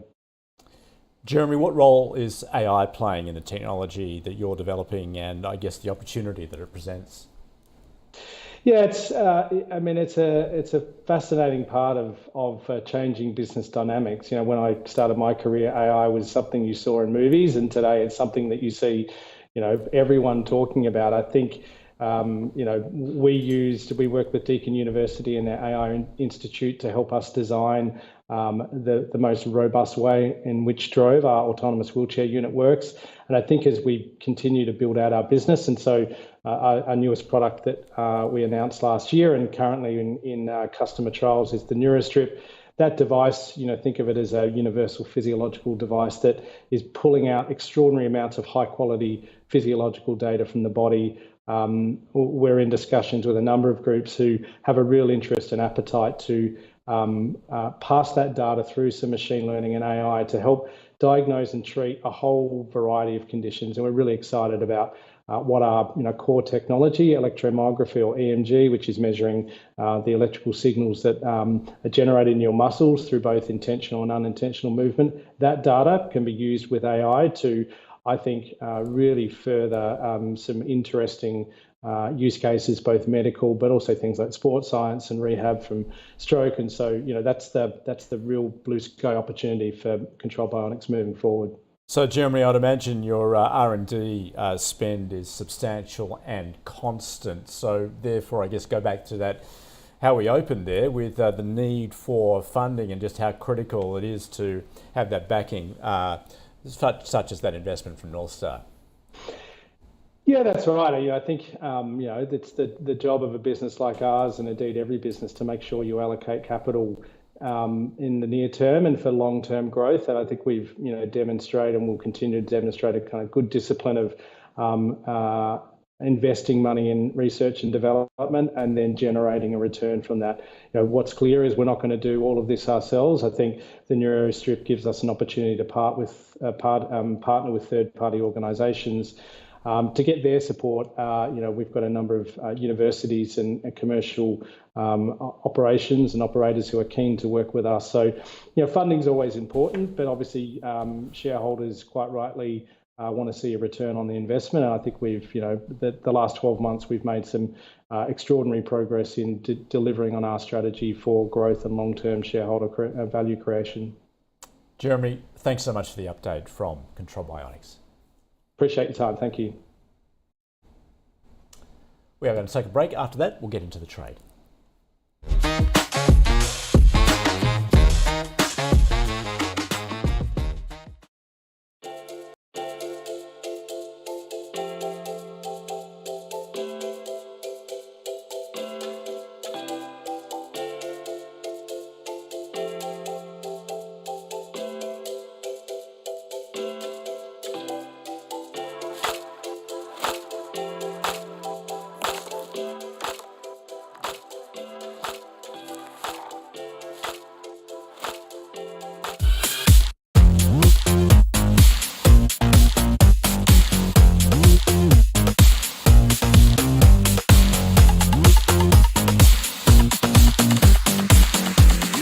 Hello and welcome to the trade on this Thursday. Well, before we get into the charts, let's take a look at what traders are watching.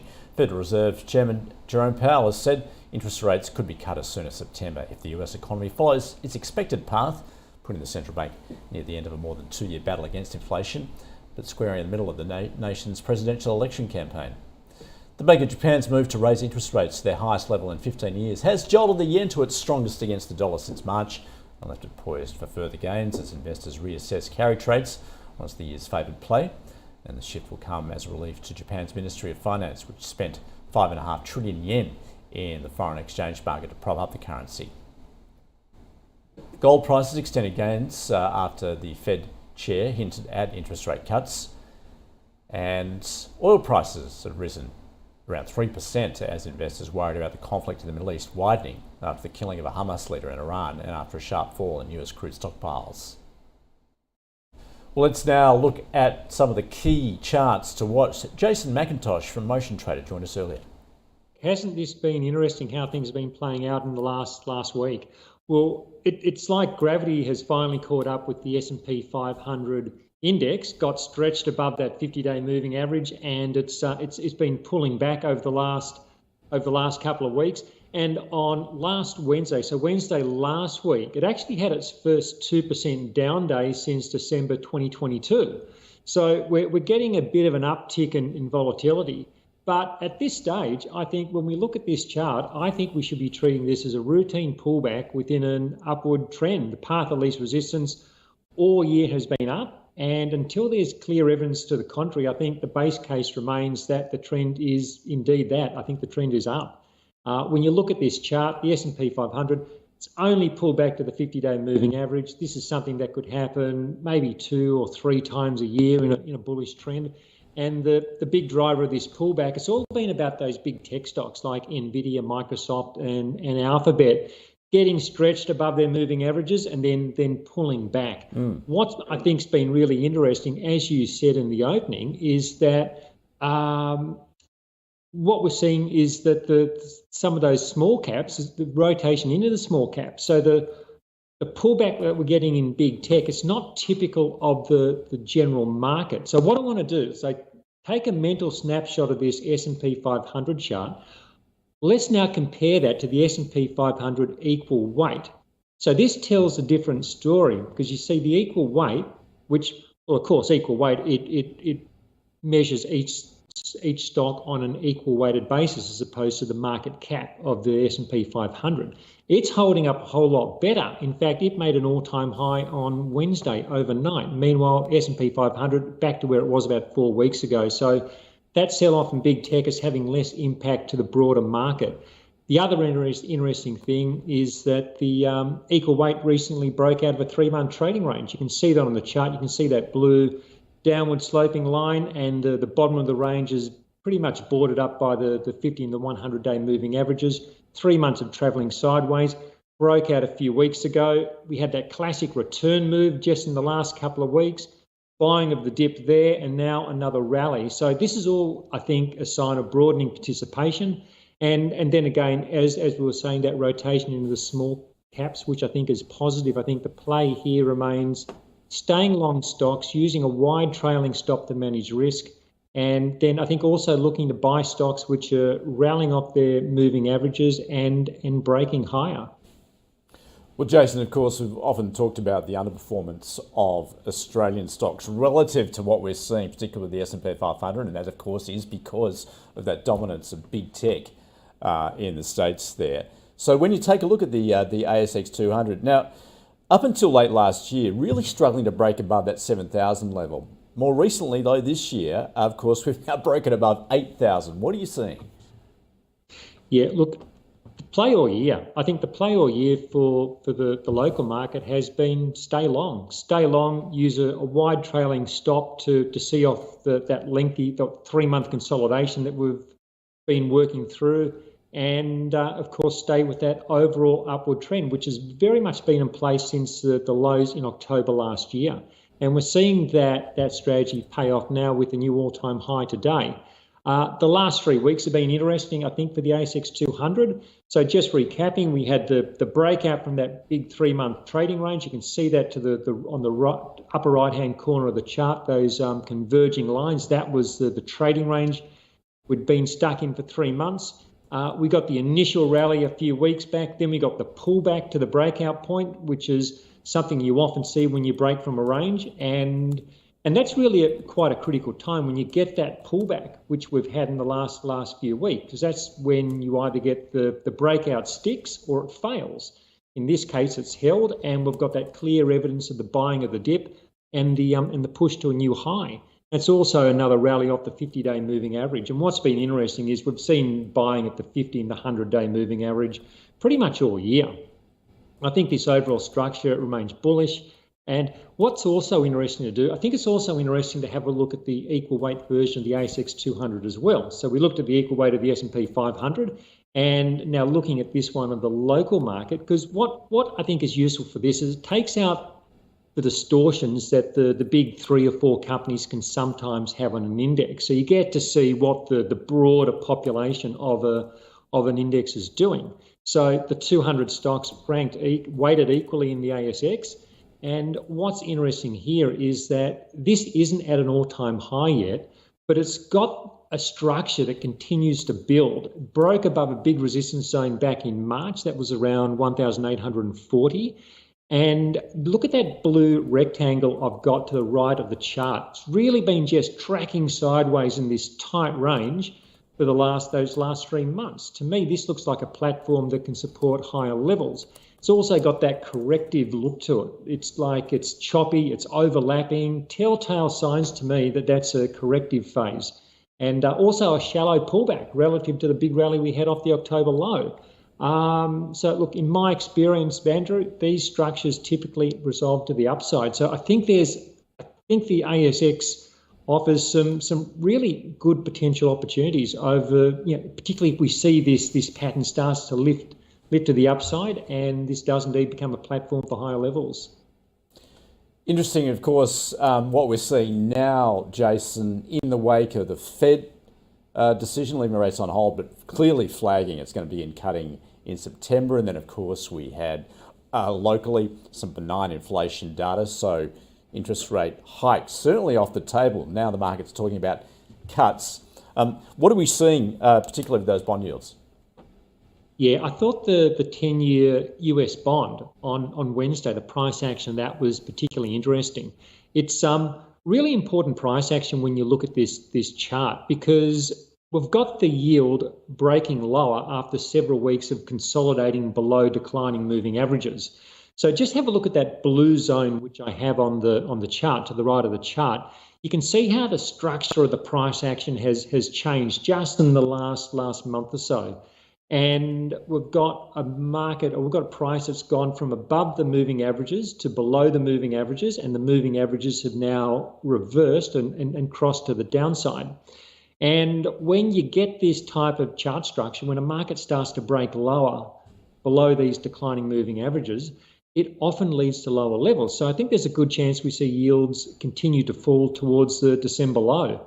And of course, that's got implications across the markets generally. So there's the dollar, the commodities, of course, the stocks. So this is a really interesting development, I think, to be aware of. Jason McIntosh from Motion Trader, and that is the trade.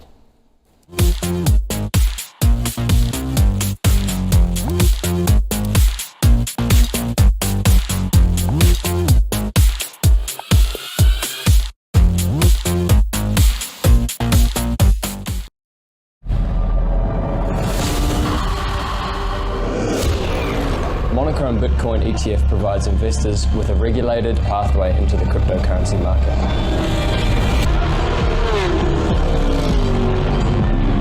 When you're ready to take your investments to the next level, you might want to consider Monaco.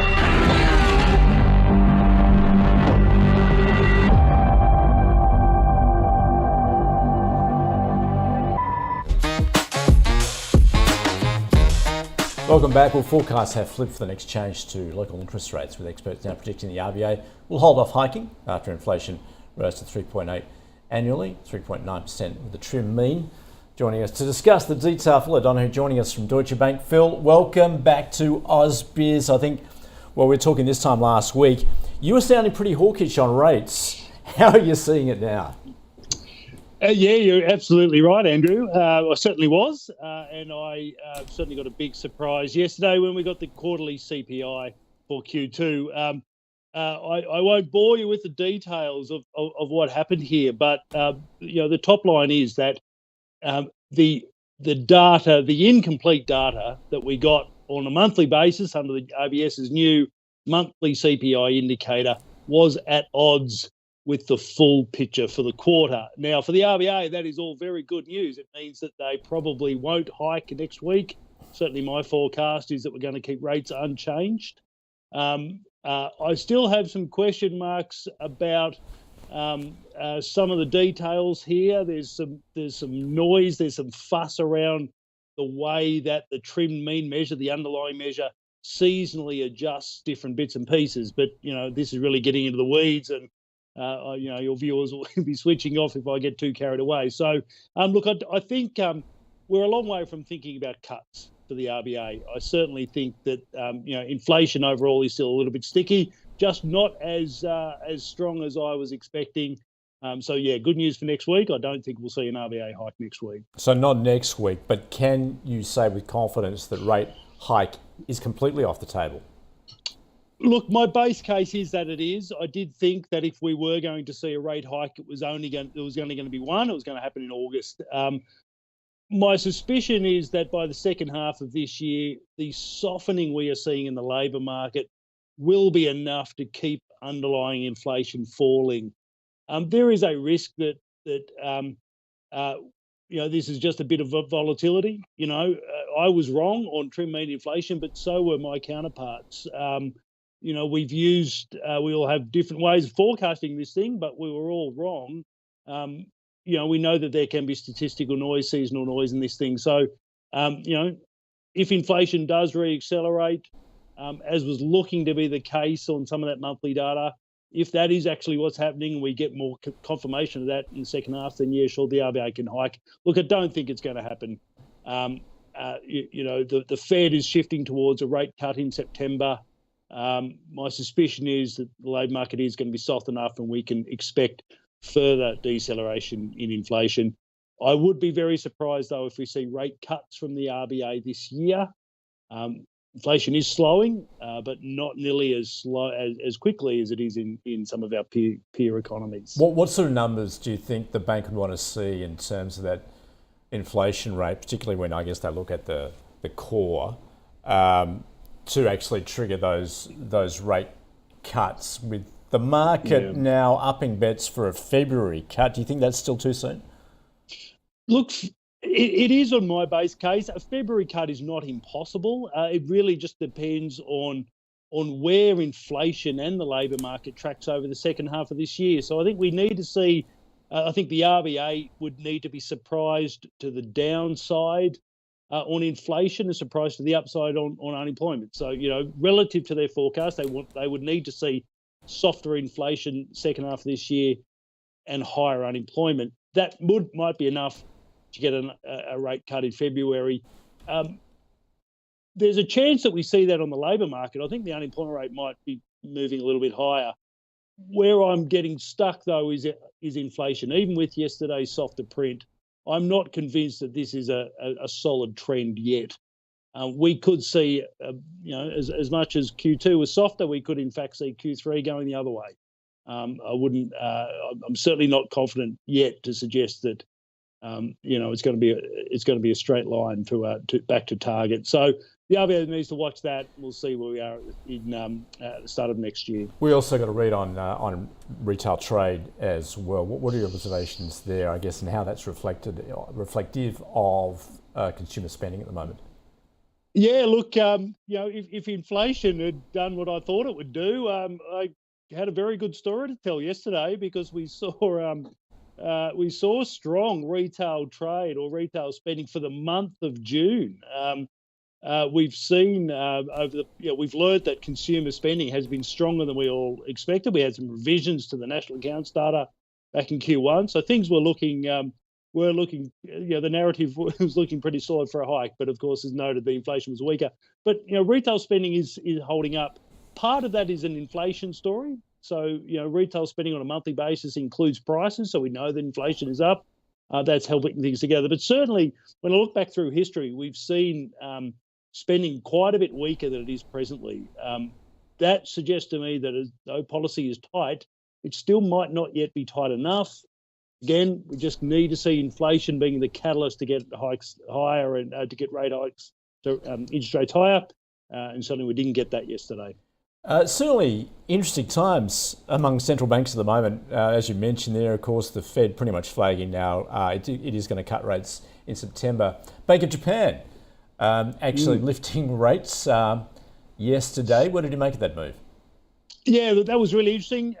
It wasn't a consensus expectation, but 15 basis point rise in the policy rate. That was in line with DB's pick.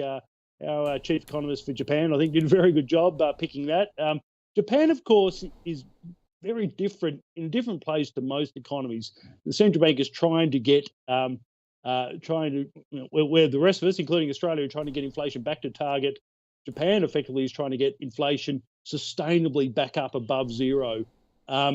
So, the cash rate now is 0.25. Here we are in Australia at 4.35. So structurally in a very different position. Our Japan economist expects another rate hike at the end of this year. Thinks that policy rate will get up to 0.5%. So that's going to be interesting to watch. It was a big market reaction, obviously, given that it wasn't consensus. But I think the fundamentals for Japan are looking better after decades of very, very soft inflation. It looks like we might be getting back to some pretty sound fundamentals in that economy, which is good news for everyone. Phil, great to get your economic analysis. Thanks for joining us in Deutsche Bank. Thanks, Andrew. Good speaking with you. Let's take a look at the broader market. Equity-wise, another positive session, and that's where we're at the moment, 0.6% higher on the SIBO 200. Those stocks that we're watching today, Drone Shield shares, they have plunged as details of its capital raise emerged. The drone defence business has completed a $120 million underwritten placement, securing capital from new and existing institutions, so both domestically and internationally. Noel Pearson, an Australian Indigenous leader and social advocate and lawyer, has joined the board of Fortescue as a non-executive director. Nickel Industries Managing Director Justin Werner has said that Indonesia wants to attract more Western investment in nickel and reduce its reliance on China. Payment provider Findi expecting FY25 earnings of between $30 and $35 million. It plans to expand its service to 6 new states in India, saying it's on track to list its Indian subsidiary TSI India on the stock exchange in 2026. And Lendlease has completed its life sciences joint venture with Warburg Pincus, a global private equity firm. That venture will create a real estate platform focused on life sciences in Asia Pacific, and the transaction expected to contribute $80 million to FY25 profit after tax. And Bravura Solutions saying it will return more than $75 million to shareholders as the board has determined the business is overcapitalised. Star Entertainment shares, well, they're falling amid reports that a confidential report submission on the ongoing inquiry claimed the company is not suitable to hold its licence. Its gambling licence, that is. Let's get across Asian markets now, with the Bank of Japan's move to raise interest rates to their highest level in 15 years, jolting the yen to its strongest against the dollar since March. Ebby Chen joining us now from IG. Ebby, thank you for joining us again at ausbiz. Lots to watch at the moment. What are we seeing on Asian markets today? Good morning, Andrew. Yes, it's actually quite interesting day today. Mostly we expect that after the Fed's quite dovish message, we will expect Asian market will jumping up quite largely, but actually the Asian market taking a bit of a cautiously positive view. We're having the market leading against like Australian market, New Zealand market by more than about 60%. Sorry, 0.6%. But we do see a quite huge dip in the Japanese market. Japan market has dropping as much as 3% now. If the trend continues, that could be one of the worst days in 2024. So, which appears to me that the Japanese investors still in the aftershock wave that after following yesterday's Bank of Japan's like a big pack decision meeting. Apart from that, Hong Kong and China's market all jumping up slightly, about 0.3%. As yesterday, market seems to taking a positive view on the quite weak PMI data. We're having another set of PMI coming through today. And the market expecting that another weaker data could urge the Chinese government to provide more support for that. And that's why we're seeing a bit positive there, but not too much in the Chinese market. Hebby, how is the yen tracking in the wake of that Bank of Japan move? The yen has jumping up as nearly 1% yesterday, and I just checking that this week is already jumping up at 4%, and for the past 2 weeks is about 8%. So quite a significant jump, and particularly I think yesterday's quite a lot of information. It's a bit overwhelming, I guess, for the Japanese investors. The people are expecting this is a new phase that's already opened up the door, and what's the ramification for that for the Japanese economy? What's the ramification for the Japanese stock? I think that's something that we're seeing quite a big pressure that weight on the Japanese stock. They're seeing that as much as 3% drop today already. So I think overall, definitely we're taking some time. At first, I think the market also expecting that what the weaker greenback, a weaker US dollar would mean for the Japanese yen as well. So it's quite a complex pack for the market to digest in the upcoming days and weeks. Now, of course, a lot of central bank movements at the moment. We've had the Fed overnight, of course, the Bank of Japan, as you've spoken of. Next week, we've got the Reserve Bank of Australia as well. Tonight, though, the Bank of England. What are the expectations? Well, there's actually an expectation that they will cut rates tonight. I trust the expectation for that will be on the rise after the FOMC yesterday. The England do have the luxury because the inflation is now back into 2%. The only thing that we're concerned about for them is the service inflation hasn't been touched on the target zone. But in terms of whole price-wise, I think they're definitely in a better position to making the move there. So I think what we can get from today is either a cut or at least a certainty for when the cut will come. So it's quite a big high expectation for this meeting, and I trust that will be a big change to the monetary policy in the UK as well. And Ibby, on the earnings front, still focused on what's going on Wall Street because, of course, we saw a big bounce in tech stocks overnight in reaction, of course, to what we heard from the Fed. But we've also got Apple and Amazon earnings ahead.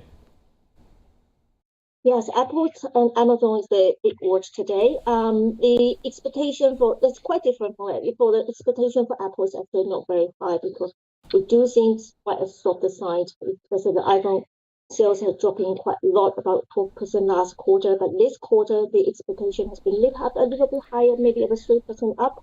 And especially after with Apple, they cutting the prices, the iPhone price in China, the expectations that could help us at least stabilize the declining trend in China. And that's one of the keywords. Another keyword always coming back to the AI story. They just recently announced the partnership with OpenAI to introduce the new function to next iPhone. Will they provide or prepare a good AI story? How they're going to translate into the more profit for them or more bigger size of the sales for them? That's another keyword for that. Amazon wise, the data point is actually pretty high expectation, about 57% increase in earnings per share year over year. Is that what we expected? But I think Amazon will face a key critical point is that it's similar to the Microsoft. The Microsoft get punished because the cloud services increase did not meet the expectation there. I think that will be the critical point that when we're looking for the Amazon's earning as well, whether or not they can keep the pace there in the case of the competition from Microsoft and Alphabet. Evie, enjoy your day. Thanks for joining us from IG. Right, let's catch up with the leaders and laggards as we round out the second hour of the Open on this Thursday. You can see Zip is leading the pack there. Also in the energy and mineral space, they're broadly positive across those sectors at this point. In terms of those that are dragging on the broader market, and well, in fact, Liontown is the odd one out there as far as some of those resource stocks. Monadelphous is also down heavily, and we're mentioning also Star Entertainment on reports. Perhaps there's further questions over its gambling licence. And taking a look at the broader markets, it has been another positive session there. We're at 0.6% higher. Stay with us. The call's up next.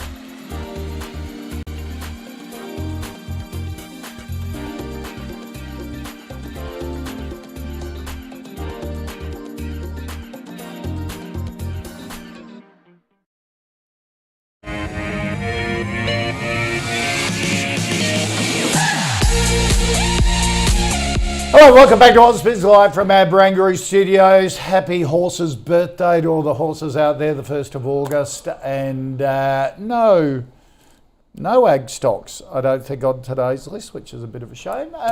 We had plenty yesterday, though. Before we get stuck into the 10 stocks that you have asked me to put to our expert panel, let's bring in that panel. Daniel Ortiz from Stock Doctor. Daniel, good to have you aboard. Yeah, good to be here, Koshi. Some good stocks here to talk about today. A bit of a small cap special. Yeah, I know. Some interesting ones there. Mark Gardner from MPC Markets with us as well. Good afternoon. How are you? Good. Are small caps coming back?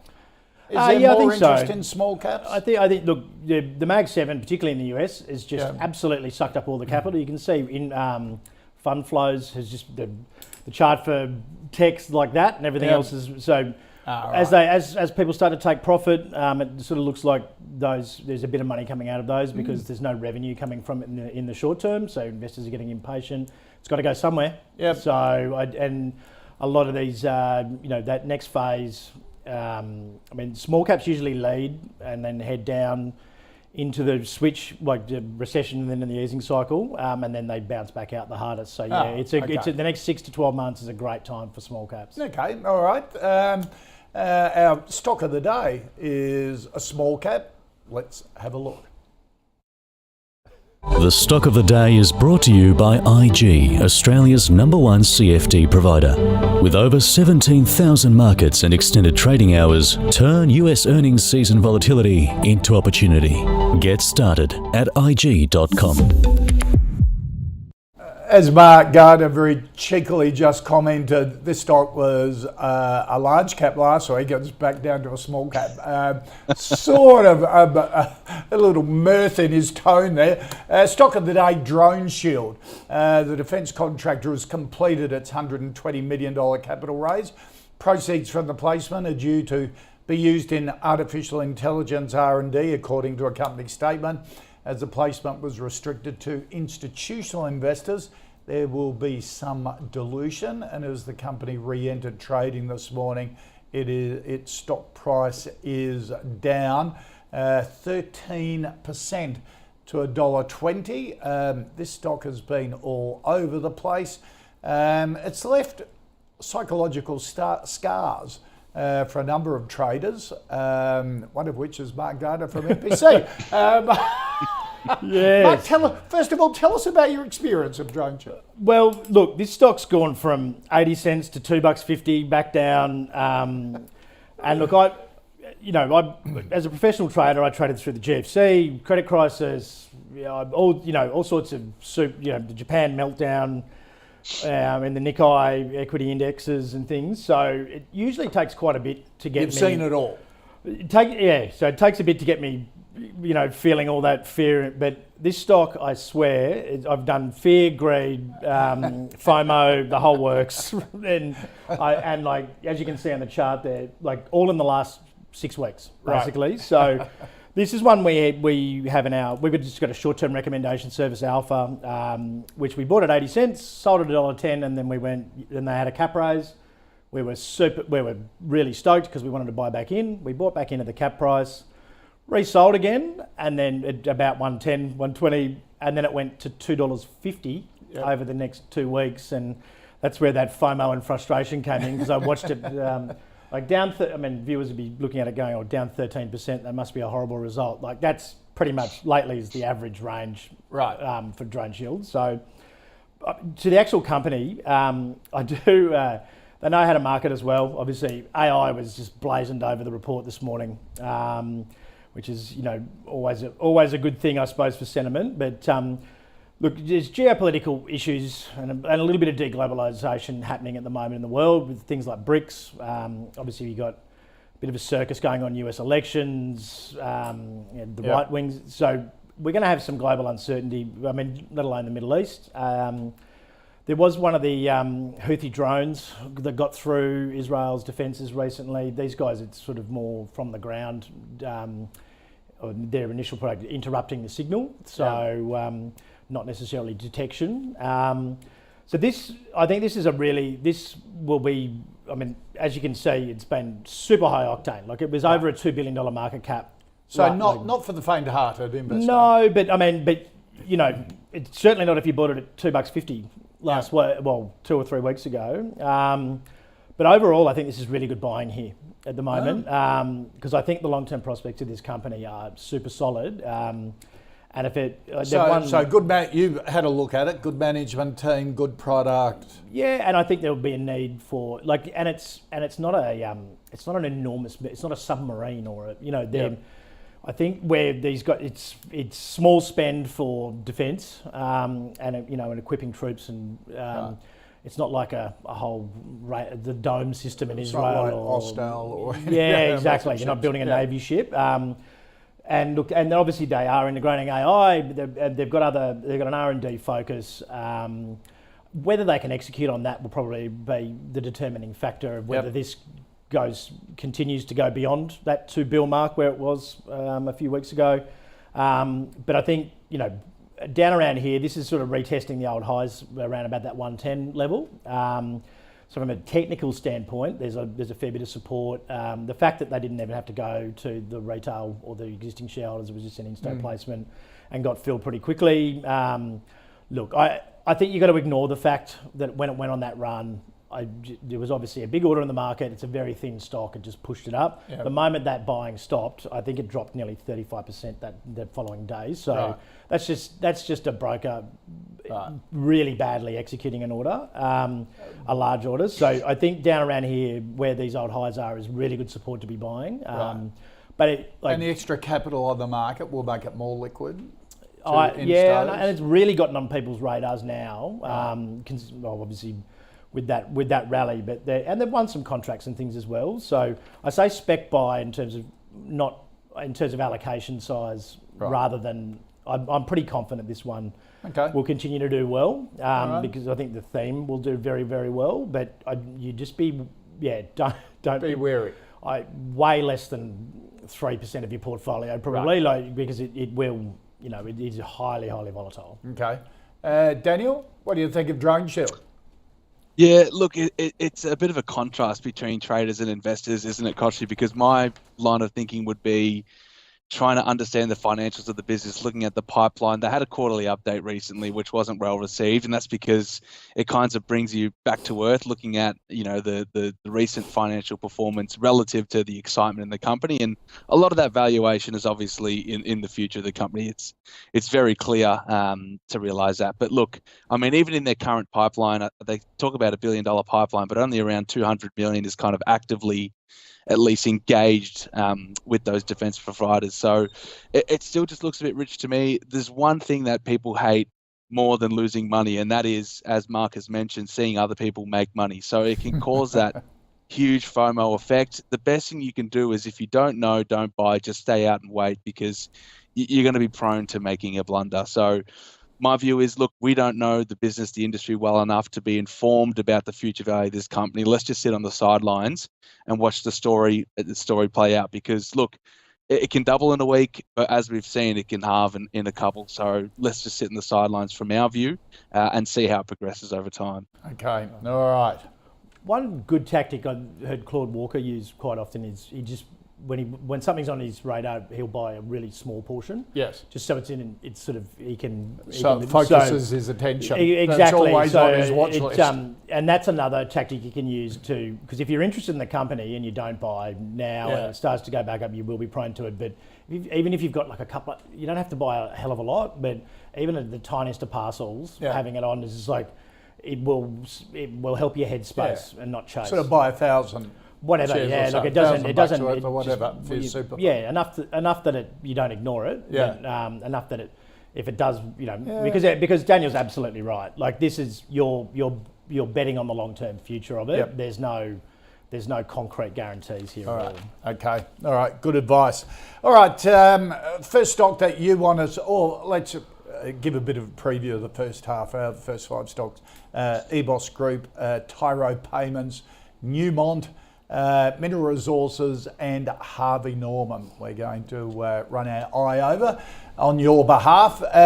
Tilly wants a view, Daniel, on EBOS Group, our largest pharmaceutical wholesaler and distributor, Australia, New Zealand, Southeast Asia. provides products to community pharmacies, public and private hospitals, GPs, aged care facilities. What's your view on EBOS? Yeah, really diversified business, isn't it, Koshi? I was actually quite surprised at how many different lines and different things they do. And having a partner who is a pharmacist, I have had a lot of discussions about the industry, some of the difficulties of the industry, and just how kind of fragmented it is with all the different segments as well. But look, EBOS has made a living and made its money off of being diversified and the volume game like most of its peers are. And I was actually really surprised to see their discipline when it comes to managing return on capital. Like, they've managed return on capital above 15% the last 10 years, which for an industry like this, as competitive as it is, I thought was really impressive, and as low margin as it is really impressive. So I think the management's done an excellent job here. I think EBITDA has broadly tripled over the last 10 years, and the metrics actually are quite appealing. But obviously in a competitive industry, and we've seen major companies move into the industry more closely in recent years, example Wes Farmers with API, obviously the Sigma Chemist Warehouse deal, and even Paragon Cares are going through a merger as well. I just think that competitive impact is just going to be a bit of a headwind, more broadly speaking. So obviously they've lost the Chemist Warehouse contract that ceases the end of this financial year. I think analysts are still waiting for more guidance as to what the business looks like going forward. Like I said, management's very prudent. They are executing a cost out strategy, and will actually release some working capital in the business once that contract completely rolls over, which is a positive in the near term. But look, it's still going to be a massive volume gap to fill. And they're just, that, from my point of view, that is just creating a bit of uncertainty. So look, I actually was pretty impressed by the metrics of the business. It's not one I've looked into deeply, but it is a fragmented industry in terms of a buyer's point of view, and it's quite difficult with that competition, Koshi. So I'm interested to watch the result. I'd be watching it pretty carefully this reporting season, but for me, I probably wouldn't be in the stock at this point in time, just because there are a few question marks in the near term. All right, partner who's a pharmacist, so you get all the propaganda from the Pharmacy Guild. Probably Australia's most powerful lobby group.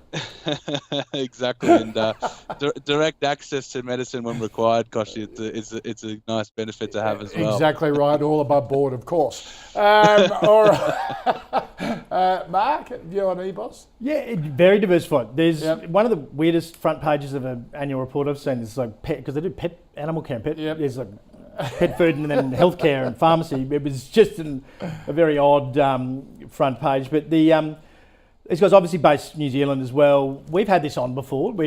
For all the reasons that Daniel's saying, it looks like a super impressive company. We rode it through 2 earnings seasons. They beat expectations. Stock price went sideways or down. It just doesn't. It just can't seem to get any momentum. Right. And so in the end, we were just frustrated out of it with the lack of any movement. To be honest, we felt very stuck in the position. Whereas obviously we've seen there's so many great healthcare companies on the Australian market. But from a metric standpoint, it looks super impressive. Management looks super impressive. I don't really understand why it hasn't gathered momentum. I mean, global healthcare stocks have been, well, particularly this US earnings season, been the most consistent performers. Nearly all of them, except for Merck, I think, so far have all rallied. As Daniel said, it's in a competitive space with Sigma and then Wes Farmers with API. Which makes what they've done even more impressive, in my opinion.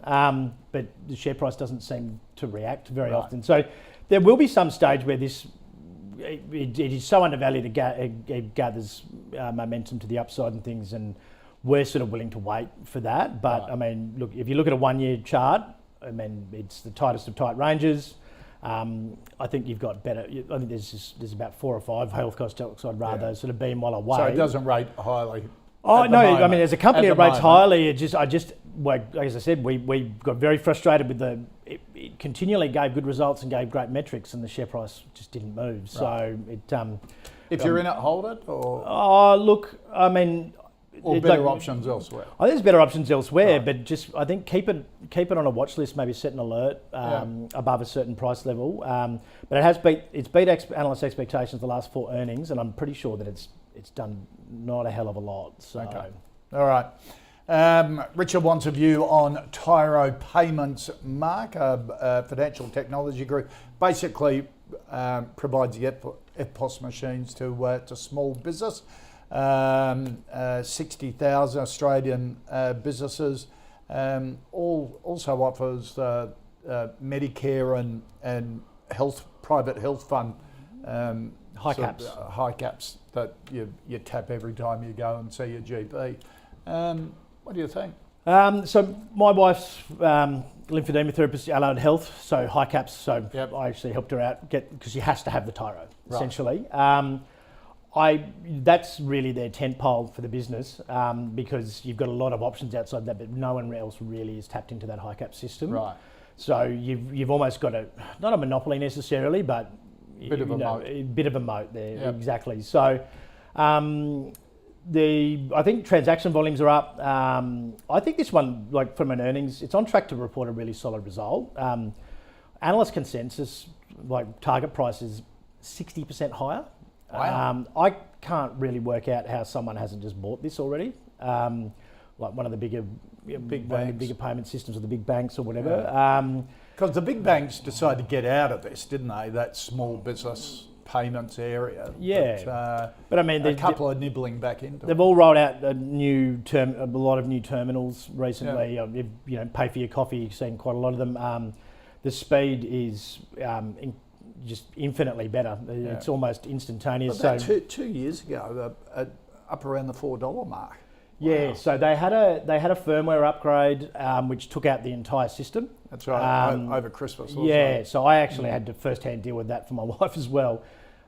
They delivered a terminal in like 1 or 2 days. Wow. So it was a pretty impressive response. I mean, it was obviously a massive screw up but that could happen to CrowdStrike, happen to Microsoft. Like, it's not these sorts of, I think AWS had an outage. So, I mean, these things can happen. I would say these guys now, because it basically has created the share price and then it's never really come back, these guys would be more diligent than anyone after seeing the blowback from that. But from an earnings standpoint, I think when they can beat quite significantly, and from a risk-reward ratio, I think you can it's towards the lows. You can probably safely have a little bit on there. It was one that I expected to not have any interest in, and then the more I sort of read into it, and particularly coming into earnings season, and how positive everyone was on it, and how close it was to the bottom of the range, it looks like a good risk-reward opportunity. Okay, all right, so a buy it for you. Yeah. But, Daniel, what do you think of Tyro? Yeah, look, similar sentiments, perhaps not as positive. I think competition is another thing to call out for this business as well as EBOS. I mean, when they IPO'd, their whole shtick was really about undercutting the big four banks and growing that market. It was a segment where the banks weren't really competing. Like that's changed completely.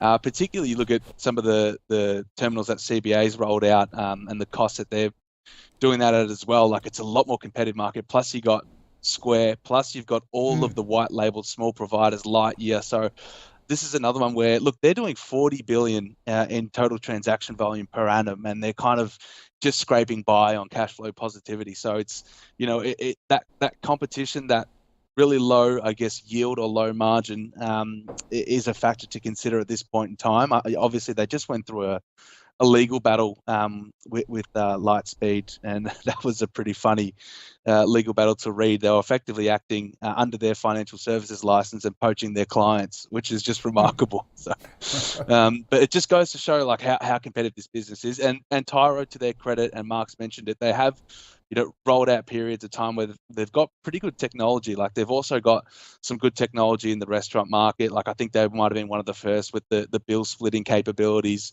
which, when you think of it, how hard could have that been to implement? But how many places say, sorry, we can't split the bills? It's a bit frustrating. But look, I'm a bit of a wait and see approach, because a few years ago when the stock was $4, expectations for growth, scalability, margins were just through the roof. That's been revised down completely. And, it has been a business with takeover interest in the past. I remember Westpac try to buy Tyro. I was shocked that they even launched that bid. I didn't think there was going to be any chance that they'd get that through. So, and obviously it didn't. So look, it could be one to watch. It's got that scalability, but look, from my point of view, payments and this side of payments does seem to be a bit of a race to the bottom type of market, and they are competing a lot of the times at the end of the day on price. So I'd probably just be waiting out of this stock as well. If you're in it, like Mark said, you're going to be holding it and seeing for the result, the guidance. They've been cutting costs, they've been doing the right things. But I wouldn't be really viewing this as a buying opportunity just yet. Okay, all right. Next stock, Daniel, Newmont, the world's biggest gold miner, of course, bought Newcrest last year as well. Newmont now listed on the Australian market. Biggest gold miner in the world, Americas, Africa, Australia, Papua New Guinea, produces roughly 7 million ounces of gold for this year. Yeah, massive behemoth. It's a $60 billion US company now after that merger. And when they originally acquired Newcrest, like they got it at a really good deal, really good price. It was obviously a script deal, so it wasn't as if shareholders received cash at hand. But I thought they picked up those assets for a really good valuation. And at the time when it was trading, I thought it was probably undervalued. Obviously, the gold prices head up, copper prices head up. The stock is re-rated pretty materially. So like you said, Koshi, the size of this business is incredible. It produces Northern Star's annual output every quarter. And obviously Northern Star's our biggest producer here. So, but is gold mining one of these types of industries that benefits from scale, size, and a large factor? Look, it probably doesn't, because, a lot of their endowments aren't exactly, it's not a Pilbara iron ore where you've got billions of tons and you benefit from low cost and large infrastructure. Newmont's actually a relatively high cost producer. There's minnows on the ASX which produce at a lower cost. So look, at current valuation, it's trading at a larger forward earnings multiple, at least EV to EBITDA multiple than the diversified miners, BHP and Rio. So I like the commodities it's in. I'm actually quite supportive of gold at the moment, but I think the stock's done really well. You probably take some profits. It's got more net debt than Rio Tinto, right? Which I thought was really interesting. And it just goes to show these businesses over time, like, I actually wrote an article about Newmont on Stock Doctor recently, explaining how over time these businesses tend to underperform the gold price. The share issuances over the last 10 years is just insane. It been in itself insane. So, look, I'd be taking profits on this, but I still really like gold. There's other producers I'd buy, and even just the gold ETF, I think, is a really good option to put in the portfolio. Look, I've been really supportive of Perseus, and even that stock's had a bit of a re-rate. But I think that's one.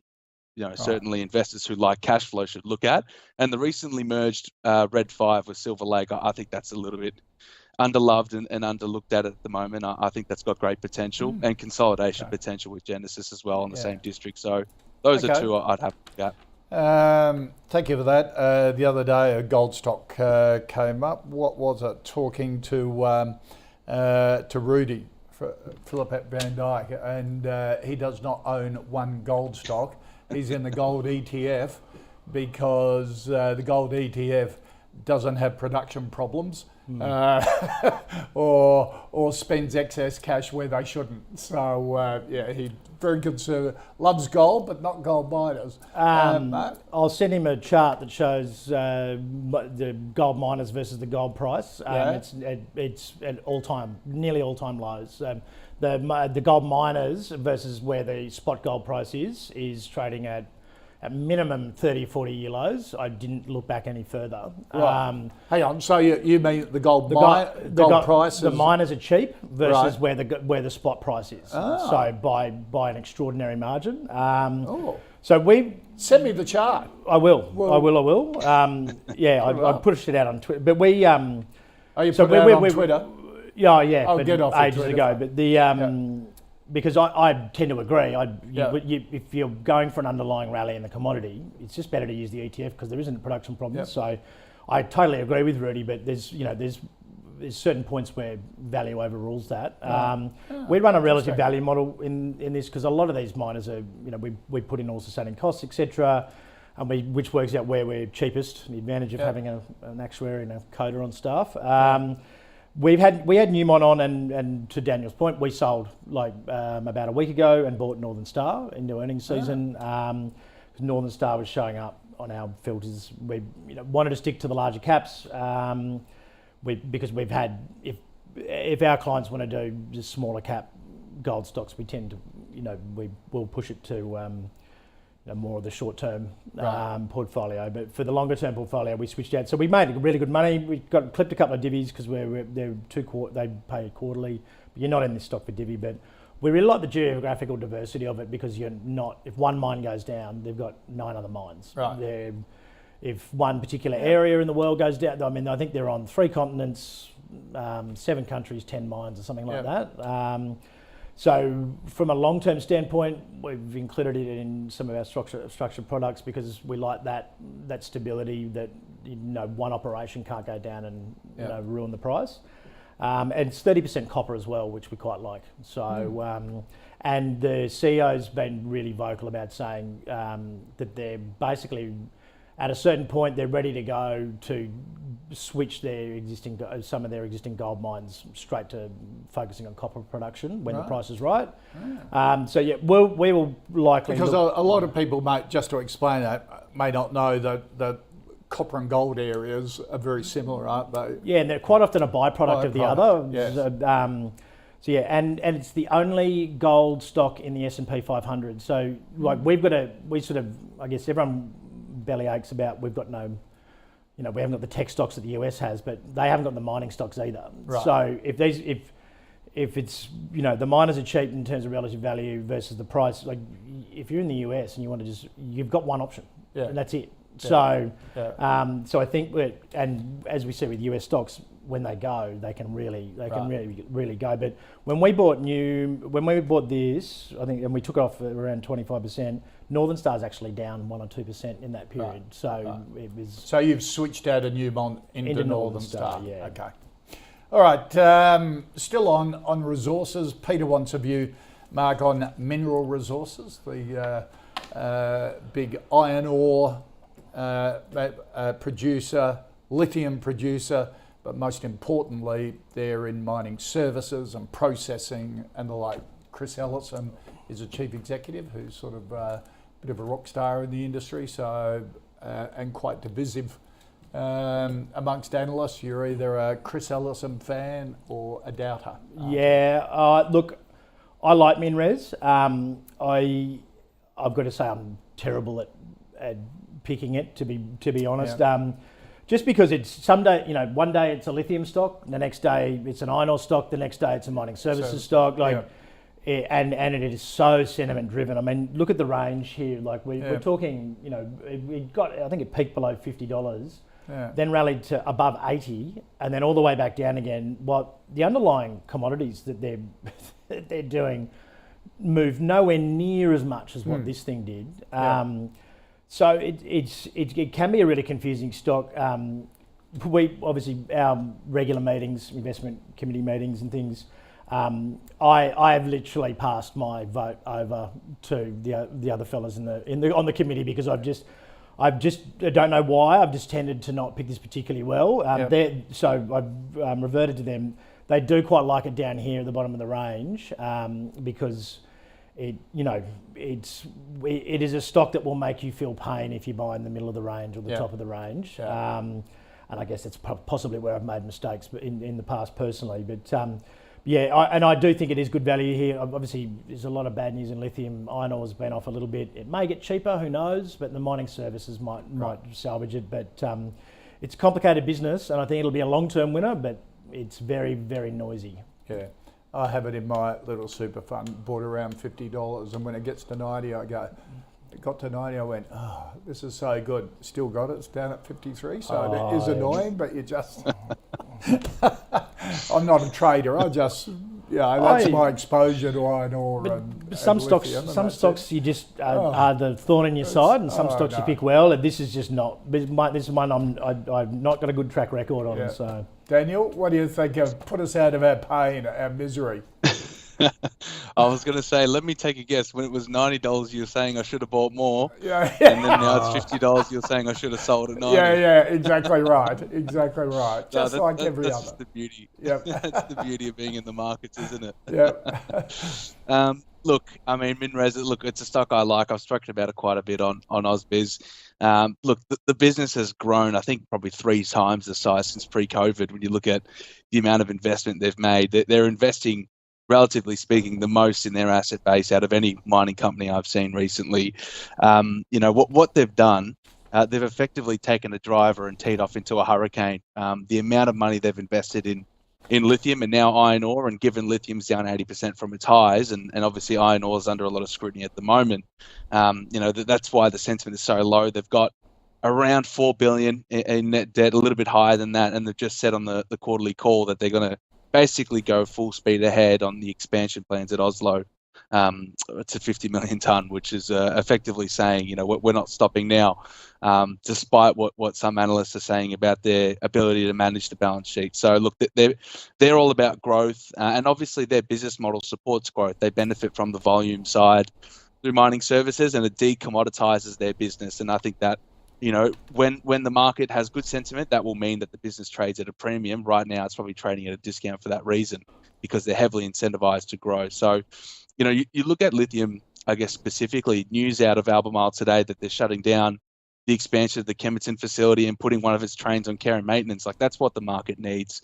It needs volume to come out of the market to restabilize it, and that will make prices head higher. But we're in some short-term pain. I thought the Rio Tinto comments yesterday or the day before from the CEO Jakob there, he was very positive on lithium. He said, look, longer term, we've got a very strong view on the demand growth for lithium, and we're looking through price weakness at the moment. They've obviously got a few projects in development in Argentina and Serbia, but look, this is a market I think longer term is going to be well supported. Yes, there are going to be hiccups along the way because the size of the market is still relatively tiny. It's a 1 million tonne carbonate equivalent market. Iron ore is 1 billion tonnes. So, I mean, it's a tiny market. There's going to be trials and tribulations, but I think mineral resources is a great way to play it because you get that growth, you get that diversification, and I think that mining services business tends to be undervalued because that is a very high quality segment of their operation. They're one of the best in the game. Obviously, very innovative in the crushing side. World's leader in crushing services. So, look, I think it's a buy. You're managing your risk here. You're not going all in because the financial leverage is high. But I think, longer term, I like the growth in this company. Okay. All right, let's go from resources to retail. Next stock, Daniel, Harvey Norman, the big homewares, electronics chain. Jerry Harvey, of course, one of the icons in retail. Not just a retailer, but also a property play as well, because they own all their stores. Yeah, absolutely. And I guess you talk about divisive leaders there. So you got two in a row there with Jerry Harvey. I always like, after their kind of quarterly, half-yearly catch-ups with analysts, he's saying, sell your house, sell your boat, buy Harvey Norman shares. And to his credit, he hasn't been too wrong this year. I mean, the Armageddon in retail hasn't come. It's been nowhere near as bad as initially feared. That's why the stocks have been well supported. Retail sales and data out this week, it shows that volumes have declined, I think, 6 quarters in a row. So all the growth in retail sales that we've been getting is through pricing. And one of the notable areas of weakness in the recent retail sales data was kind of home durable goods, large ticket item goods. So look, in theory, Harvey Norman should be struggling, but like you mentioned, they've got this backstop, $3.5 billion property portfolio. I think rental income is like a quarter of their operating earnings. So it's quite well supported. But, on a net basis, I just probably wouldn't want to be in this company at this point in time. I'm probably of the view that we still have some more economic pain to feel. And consumers are probably going to be tightening their strings. I mean, Harvey Norman sells products. Most of the products they sell are, once every couple of year purchases. And we've been through the bulk of that. So near term, I'm probably not going to be in this stock. But look, it is well supported and well backstopped by that property and that property income. It doesn't just own property, like its rental business is probably one of the most profitable on the ASX. Aside from the times where they give their franchisees rental relief. But look, it is backstopping at the valuation quite dearly. But look, for the reasons I've outlined, I wouldn't want to be in the company today, Koshi. Right. These sorts of stocks, we particularly, long-term established, pretty stable. Like, we tend to look at PE ranges quite a lot. 7 to 17 generally is what PE range this Harvey Norman trades in. It's 15.2 or thereabouts. Oh, wow. So historically, it's expensive. So you want economic tailwinds, not potential economic headwinds, to be buying at this price. So it's not to say it's not a good business. I think, but I think they're. I mean, some of the analysts are saying, the AI laptops might bring some, some sales growth and things like that. I'd rather buy JB Hi-Fi in that instance. And Nick Scale is in a very similar situation, but founder-led, great company, will be quite stable, but it's trading at the top of its PE range at the moment. I think consumer discretionary this earnings season, if you get good results out of your quality, out of your quality retailers like these guys, I think it's probably going to be your last chance to bank some profits. And then I think you'll progressively. I mean, we're talking about rate cuts. It's only going to happen if there's sort of inflation's down and economic weakness. So, and these big ticket items like AP Eagers, I think it's sort of trickle down effect. Like there's less new mortgages going through. People can't. And mortgage stress, and then there's AP Eagers, which is normally a super solid business. That's probably the only bigger ticket item than your white goods and your couches. And obviously it's had a bad run, albeit being a high quality business. I think this will probably be the next section or subsector to go. So you're saying take profits? They beat analyst expectations most earnings seasons. But I think. If you can get a good result and get your divvy, I think you're probably happily selling into any strength in most of these stocks this earnings season, because we don't do quarterly here. Like it's a long time till next March. And a lot can happen in that time. Absolutely. And you might not get another chance. Okay, all right. Let's recap the first 5 stocks plus our stock of the day, which is Drone Shield. Mark has a spec buy on Drone Shield, not for Daniel. Boss a no from both. Tyro, a buy from Mark, a no from Daniel. Newmont, take profits from Daniel in the gold sector. He prefers Perseus or Red 5. It's also a sell from Mark, who switched, who practiced what he preached. Last week, sold out of Newmont, bought into Northern Star. Mineral Resources, a buy from both at these levels. Harvey Norman, a no from Daniel, and take some profits from Mark. Here on the call, we've been following our own high conviction fantasy fund as picked by the investment committee, of which Mark is part of that. You can watch the last investment committee meeting live on the platform ausbiz.com. That July meeting, the committee sold Premier Investments, replaced it with Ordinate with a 4.4% weighting. They up-weighted Aristocrat to 6.8%, took profits on Pro Medicus and re-weighted down to 3.9%, and the fund is currently up around 36%. This half hour, we'll be having a look at Endeavour Group, Hello World Travel, O-Media, Monash IVF and CSL. Daniel, Bob wants a view on Endeavour Group, the big alcoholic beverages retailer, hotel operator, poker machine, spun out of Woolworths, so it could get a cleaner ESG look for institutional investors. Endeavour owns Dan Murphy's, BWS, ALH Hotels, so big company in that liquor and poker machine area. Yeah, pretty diversified operations, like you've mentioned. I think the bulk of the revenue comes from that retail side, given it's more of a volume-based business, a low-margin business, and that's one that's really struggled since COVID. I mean, obviously, during lockdowns, everyone was just loading up on alcohol, so the retail business was having remarkable growth. Not to mention the impeccable timing of Woolworths to demerge it, right? When the business is growing well above trend, that's when you sell at the top, and they've done a pretty good job of doing that. Look, I actually quite like the Endeavour Group business. I think there are some challenges though, like they're still finding their identity as a separate listed entity. One of the things they really need to figure out is their capital management. They've got quite a lot of net debt on the balance sheet, and look, that is supported by about $1 billion in assets between property and some of the wineries they hold and bottling facilities in Pinnacle Drinks. But they've got a massive reinvestment program in their hotels. Like their hotels along the eastern seaboards are quite outdated. They need refurbishments. A lot of their peers, Ausvenue has been very active in that space and refurbishments. They've been lagging behind, and they need to probably roll that out to improve the return profile. But it's hard to do it when they pay such a large dividend as a payout ratio and have a large net debt balance. So I still think there's a bit of an identity crisis here. You know, when it spun out, it was on a multiple of like 25, 28 times. That's gone right back down to 18. So I actually quite like the brands in retail. I think Dan Murphy's is obviously one of the category killers in retail in Australia, really large presence, and it's still growing as well. And the hotel business, I mean, 20% EBIT margins, yes, it's very obfuscated by the profitability in poker machines, but look, I still like the quality and the growth profile here. And the market is not pricing in any growth here, Kosh. You look at consensus expectations, it's probably 2% EPS growth over the medium term. So I think they can do better than that. But they do have a bit of an identity crisis to go through here. So we hold it in our portfolios. We cover it as a star stock with Stock Doctor. But look, I'd probably be buying under $5. I think that's representing some good value.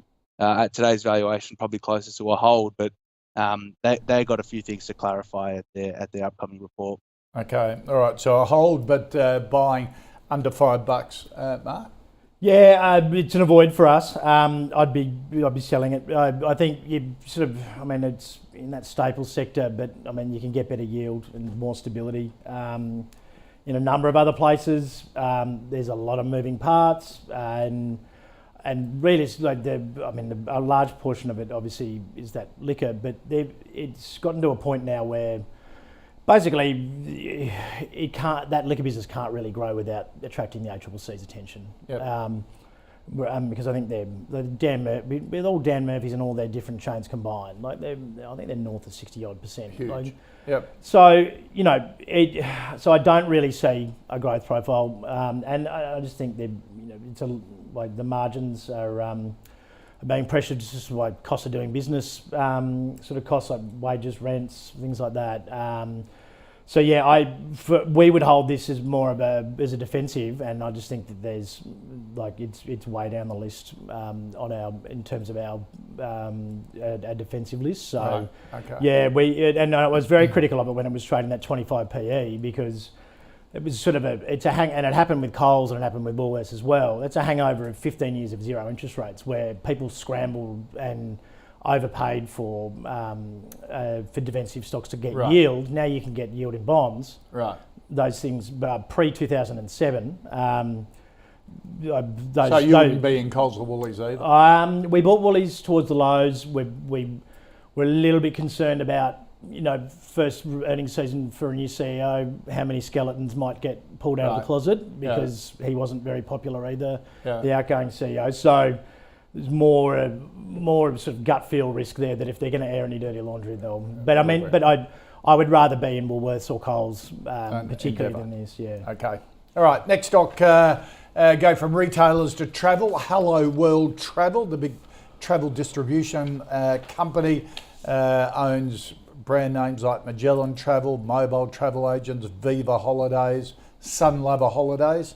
Sort of founded by Andrew Burns and his partner as well, Sonia.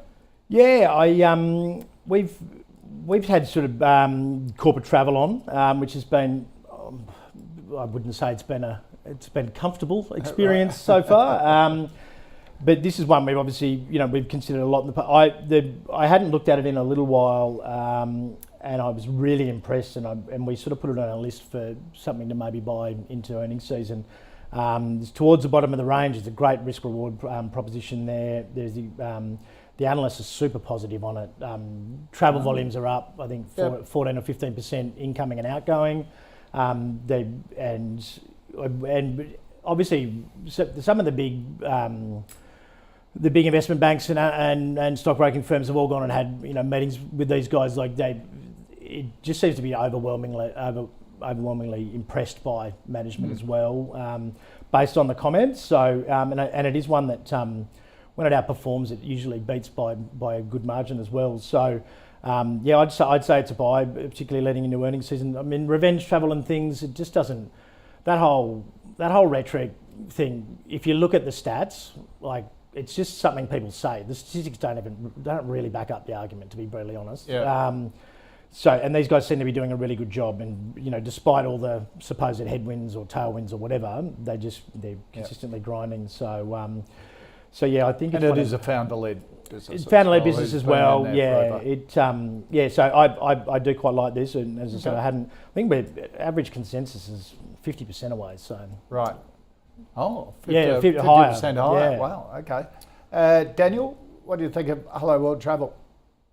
Yeah, look, it's one I'm watching quite closely in the small cap space. I mean, look, some of the data for travel hasn't been well supported. I'd say if you look at some of the headline figures, it's mostly around pricing. Like I think ticket pricing is down 15% year on year. That's going to kind of flow on to the total spend. Thank God for that, because a year ago it was outrageous.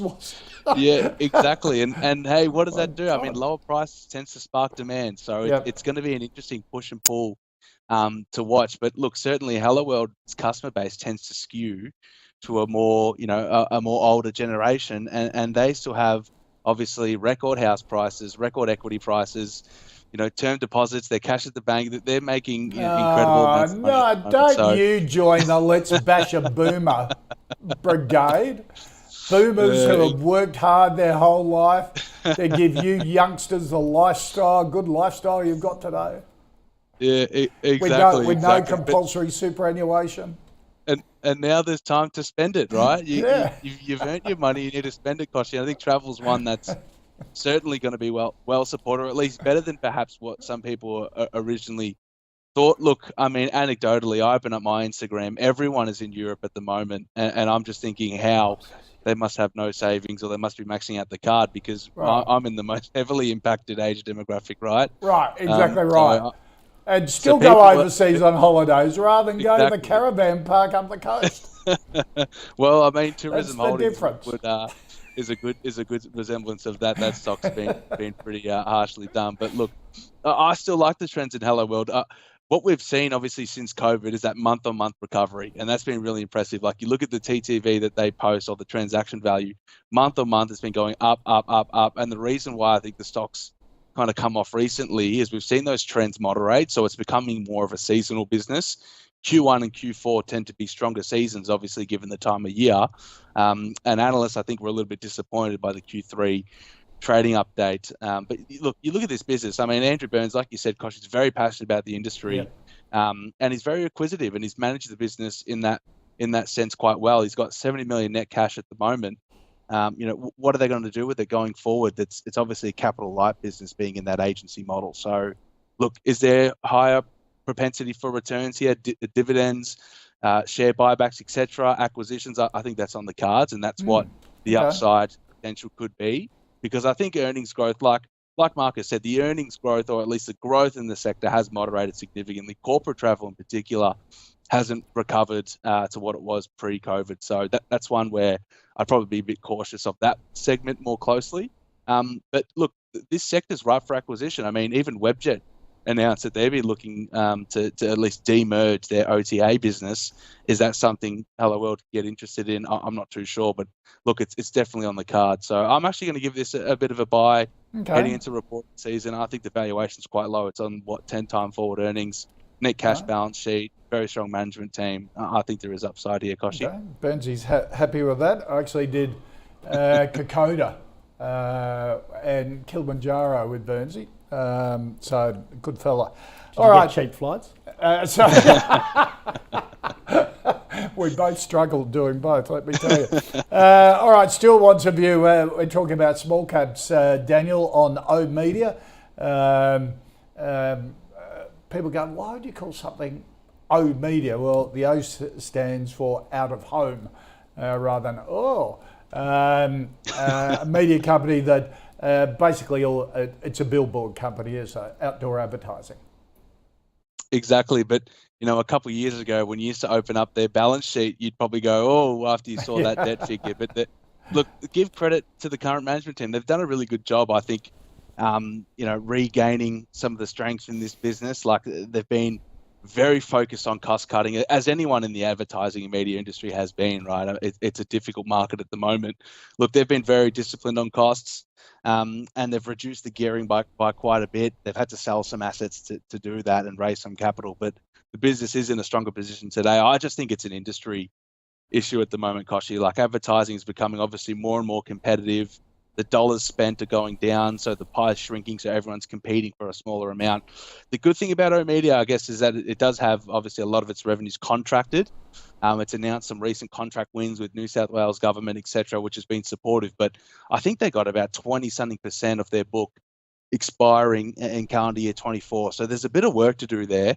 And I'm not sure in terms of what are the pricing trends for that. I know that they lost a recent contract in vicinity centres based on pricing effectively. So, look, I probably wouldn't want to be in that. The trends just for that industry are a bit concerning to me. Obviously, you know, you look at what's happened between the TV stocks, the radio stocks. It is a very difficult market at the moment. So I probably wouldn't want to be in oOh!media, but to give credit to where credit is due, I think it's a lot more of an appealing business today, given the way it's run than what it has been in the past. Okay. Mark, as you saw from that 5-year chart, and the share price has done nothing, has it? It's gone sideways. Yeah, and I really like the business, I've got to say. What I sort of kept on going to in my head is when we were looking at, even for our business, we look at advertising costs, it's, you know, return per click, return on investment, etc. I think with any sort of slowing advertising market, because these guys, it's out to, there's no tangible metrics around how much benefit you're getting from it, realistically. So it's going to be, if things get tough, and you've got the likes of Channel 9's now got Fairfax, they can offer you radio, TV, paper, you know, in a bundled deal. You'll have, it's a lot easier to convince the person who's spending the money on the advertising that it's a justifiable spend when you can go. Whereas these guys would be, I just pictured in my head walking into a meeting just going, trust us. It's, and if advertising budgets are start to get constrained, I mean, you probably get, from my point of view, you cut the one that you don't know. So I think there'd probably be short-term headwinds, but I agree with Daniel, like, it's a much better business than what it was prior. 37,000 sites. I think they're probably getting a little bit of extra margin around those because of those digital signage. Obviously, you're now getting it's a lower barrier to entry. You've got 3 advertisers on the same thing that's rolling around and stuff like that. They did sell off a few assets, but a lot of their sites are now not owned, and they have to re-tender for them as well. So they're subject to not being able to control their margin. I guess that intangibility then becomes an advantage for them if they're renegotiating. And this Airtasker deal they've done is $5 million convertible note with 6 at 5.8. It's an odd deal. The last one I saw like that was Seven and Rays Investments did one sort of similar thing, and that, I mean, it's completely different circumstance. There was a Seven Airtasker. I mean, it's just Seven is a big shareholder. I don't know. It just seemed like an odd deal. To be honest, like I don't know why. It just reeked of a lack of confidence in the business. To be honest, they were really looking to lock things down. Not for you. All right, next stock. Go back to the medical side of things. Monash IVF. Mark, specialists in, as the name implies, IVF treatments and special diagnostic, obstetric and gynecological ultrasound services. Yeah, we quite like this one leading into earnings season. As I said, the trend in the US has been healthcare. I mean, this is at the discretionary end, I suppose, of healthcare. But they are getting government subsidies and things as well. But I mean, if you have a look at the chart, it's been apart from that since May, where it sort of dipped back. We've got this one in our short-term portfolio for earnings season. We bought, I think, either the start of this week or late last week. But if you broaden the chart out, it's been bottom left, top right, in the words of Carl Capolingua. Like it's just been grinding higher. So. Sector's favourable. Their earnings are actually generally quite stable, and you're buying from a technical standpoint. You're buying at the bottom of the range. It usually respects the range, the uptrend pretty nicely. But look, it's not. I don't think it's going to $1.70 or anything like that, Right. but I think it'll probably, if it reports well, I think it pushes back up through those highs. Pays a small divvy as well, so it quite profitable, and yeah, it's while it is on the discretionary end, and it's super expensive. It's a bit more of an emotional spend, but if you decide to do it, if it doesn't work, you got to go back again and again and again. Yeah. So these levels are hold for you. Or I know. We bought it. I think somewhere at 135 in the last 5 days. I know it's one. Oh no, it's one. It's still around. It's 138. So. Oh right. Okay. No, so you've been buying it recently. Yeah, we've been buying it recently. Okay. As just a short-term earning season play. But like I said, I don't expect it to shoot the lights out and rocket through. It's not a Pro Medicus. Right. It's going to be a grinder. Okay. But yeah. Daniel? No, I like this business as well. One of these small caps where it's in a bit of a niche market. I think the rebates are actually pretty good for reproductive services. I think it's actually been growing as well. And the government's been trying to support this sector more broadly. I think there was even some recent inclusions of genetic testing as well, stronger rebates for genetic testing, which of course Monash IVF do as well as a bulk billing service. So look, I think that the tailwinds are pretty good. And from a demand point of view, I mean, people are having children later on in their life, and obviously, ARS or assistive reproductive services is something which is becoming a more prevalent option. So I actually quite like the tailwinds for the industry. We've seen, look, obviously during COVID, it was quite disrupted. Now I guess the system growth has been pretty impressive. It's up 10%, cycling 10% year on year. So it's had, a few acquisitions recently, which has made the gearing a little bit probably higher than I'd like to see, but they're going to work through that and reduce that. And, they're actually taking market share because of some of those consolidations. So I think they're about 20% of the market in Australia, which is pretty surprising, but it also goes to show like these niche industries, and perhaps might not even call them niche, but these kind of specialized industries, like you can make good returns in them if you are a dominant player, because there's not much incentive to compete because the returns aren't, that great and the size is small. So look, I like what Monash IVF is doing. I like healthcare more broadly, and there has been a lot of consolidation broadly in this space. I mean, we've seen Pacific Smiles obviously go through one of the longest takeovers I've seen. We've had obviously Capital Health and with the merger there with IDX, and look, this one might be on the chopping block as well. Virtus Health was a previously listed provider that got acquired by BGH. So look, I think there's takeover value as well here. And I actually quite like it. I think it's well priced. I'd buy it. So a good buy for you. Let's stick with healthcare, but one of the behemoths in the healthcare sector, CSL. Daniel, what do you think of CSL? Back up to $312. That was, down at $230 6 months ago. This is one of the most psychologically interesting stocks to follow. Every time it's around $300, everyone loves it. Yep. Every time it's below $300, everyone hates it. I mean, look, it hasn't been an outstanding performer for the last 3 to 5 years, but I think sometimes investors could probably just zoom out a little bit more and think about the business more broadly. And a lot of its recent issues, to be fair, have been kind of own goals. Like obviously the CSL 112 trial, the phase 3 blow up, that was a bit disappointing. The Vifor acquisition hasn't really returned as to planned as of yet, but trends are actually improving there. Like some of the generics they're competing with, are facing some trouble. So that's actually a bit of a positive. But more broadly speaking, what's the story with CSL? It's been the margins in Behring, and that's been a gross margin story which has underperformed significantly since COVID.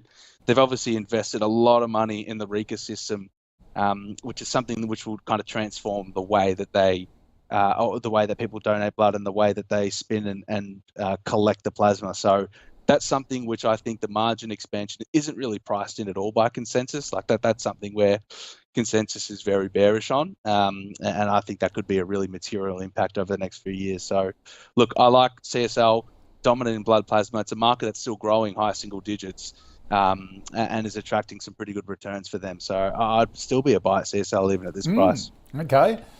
All right. Mark, what do you think? You look at that 5-year chart.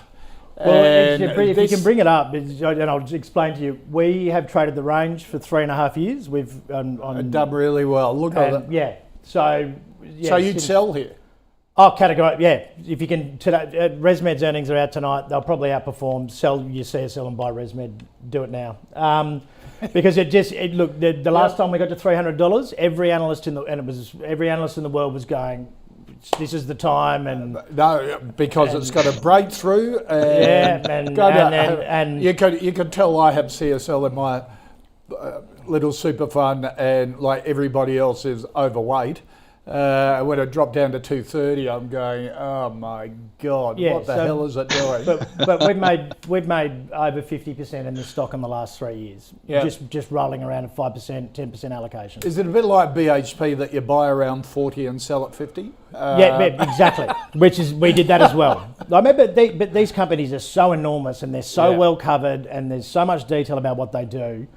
You're unlikely to get a massive surprise. And I mean, even here at 310, so it goes to 340. It's 10%. ResMed could be up 10% tonight. Yep. So, and it's a and there is quite a there's been a. The problem is then Eli Lilly will come out with another weight loss research paper, and so it will come down again. Again, that's one that we are very wary of the Eli Lilly announcements, and we sell prior to. Right. I mean.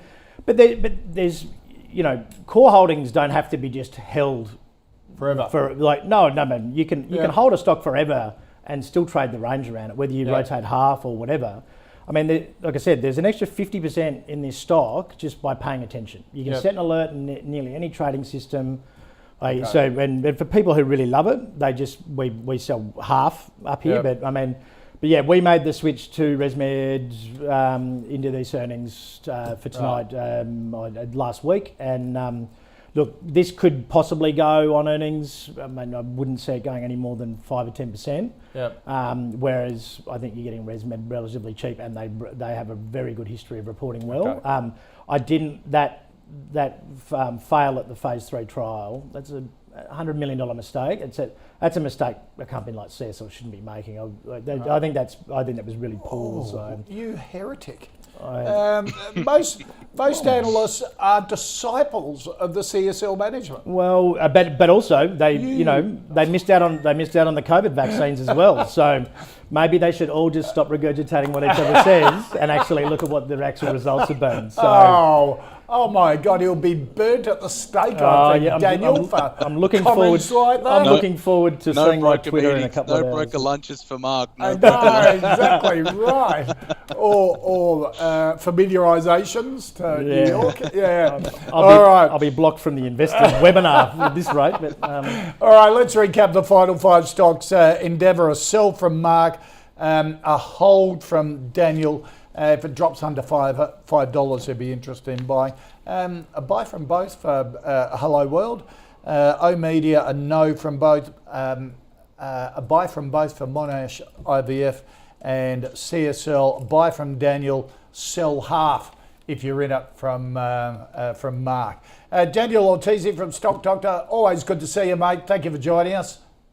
Yeah, good to be here. Great episode today. Yeah, loved it. And Mark Gardner likewise from NBC. It's some really good discussions there on a number of stocks. That's our show for today. If you've got any stocks you'd like us to cover, go to ausbiz.co/callpicks or write to us on Twitter, on X, tweet us using the @AusbizTV handle. Put all the questions and comments you like in it.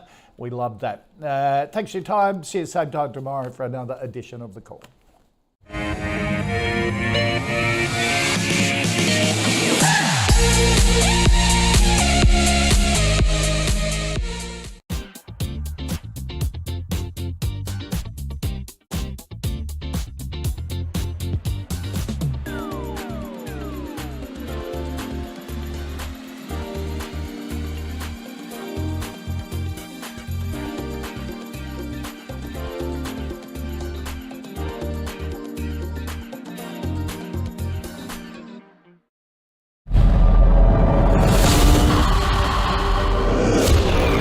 Monochrome Bitcoin ETF provides investors with a regulated pathway into the cryptocurrency market.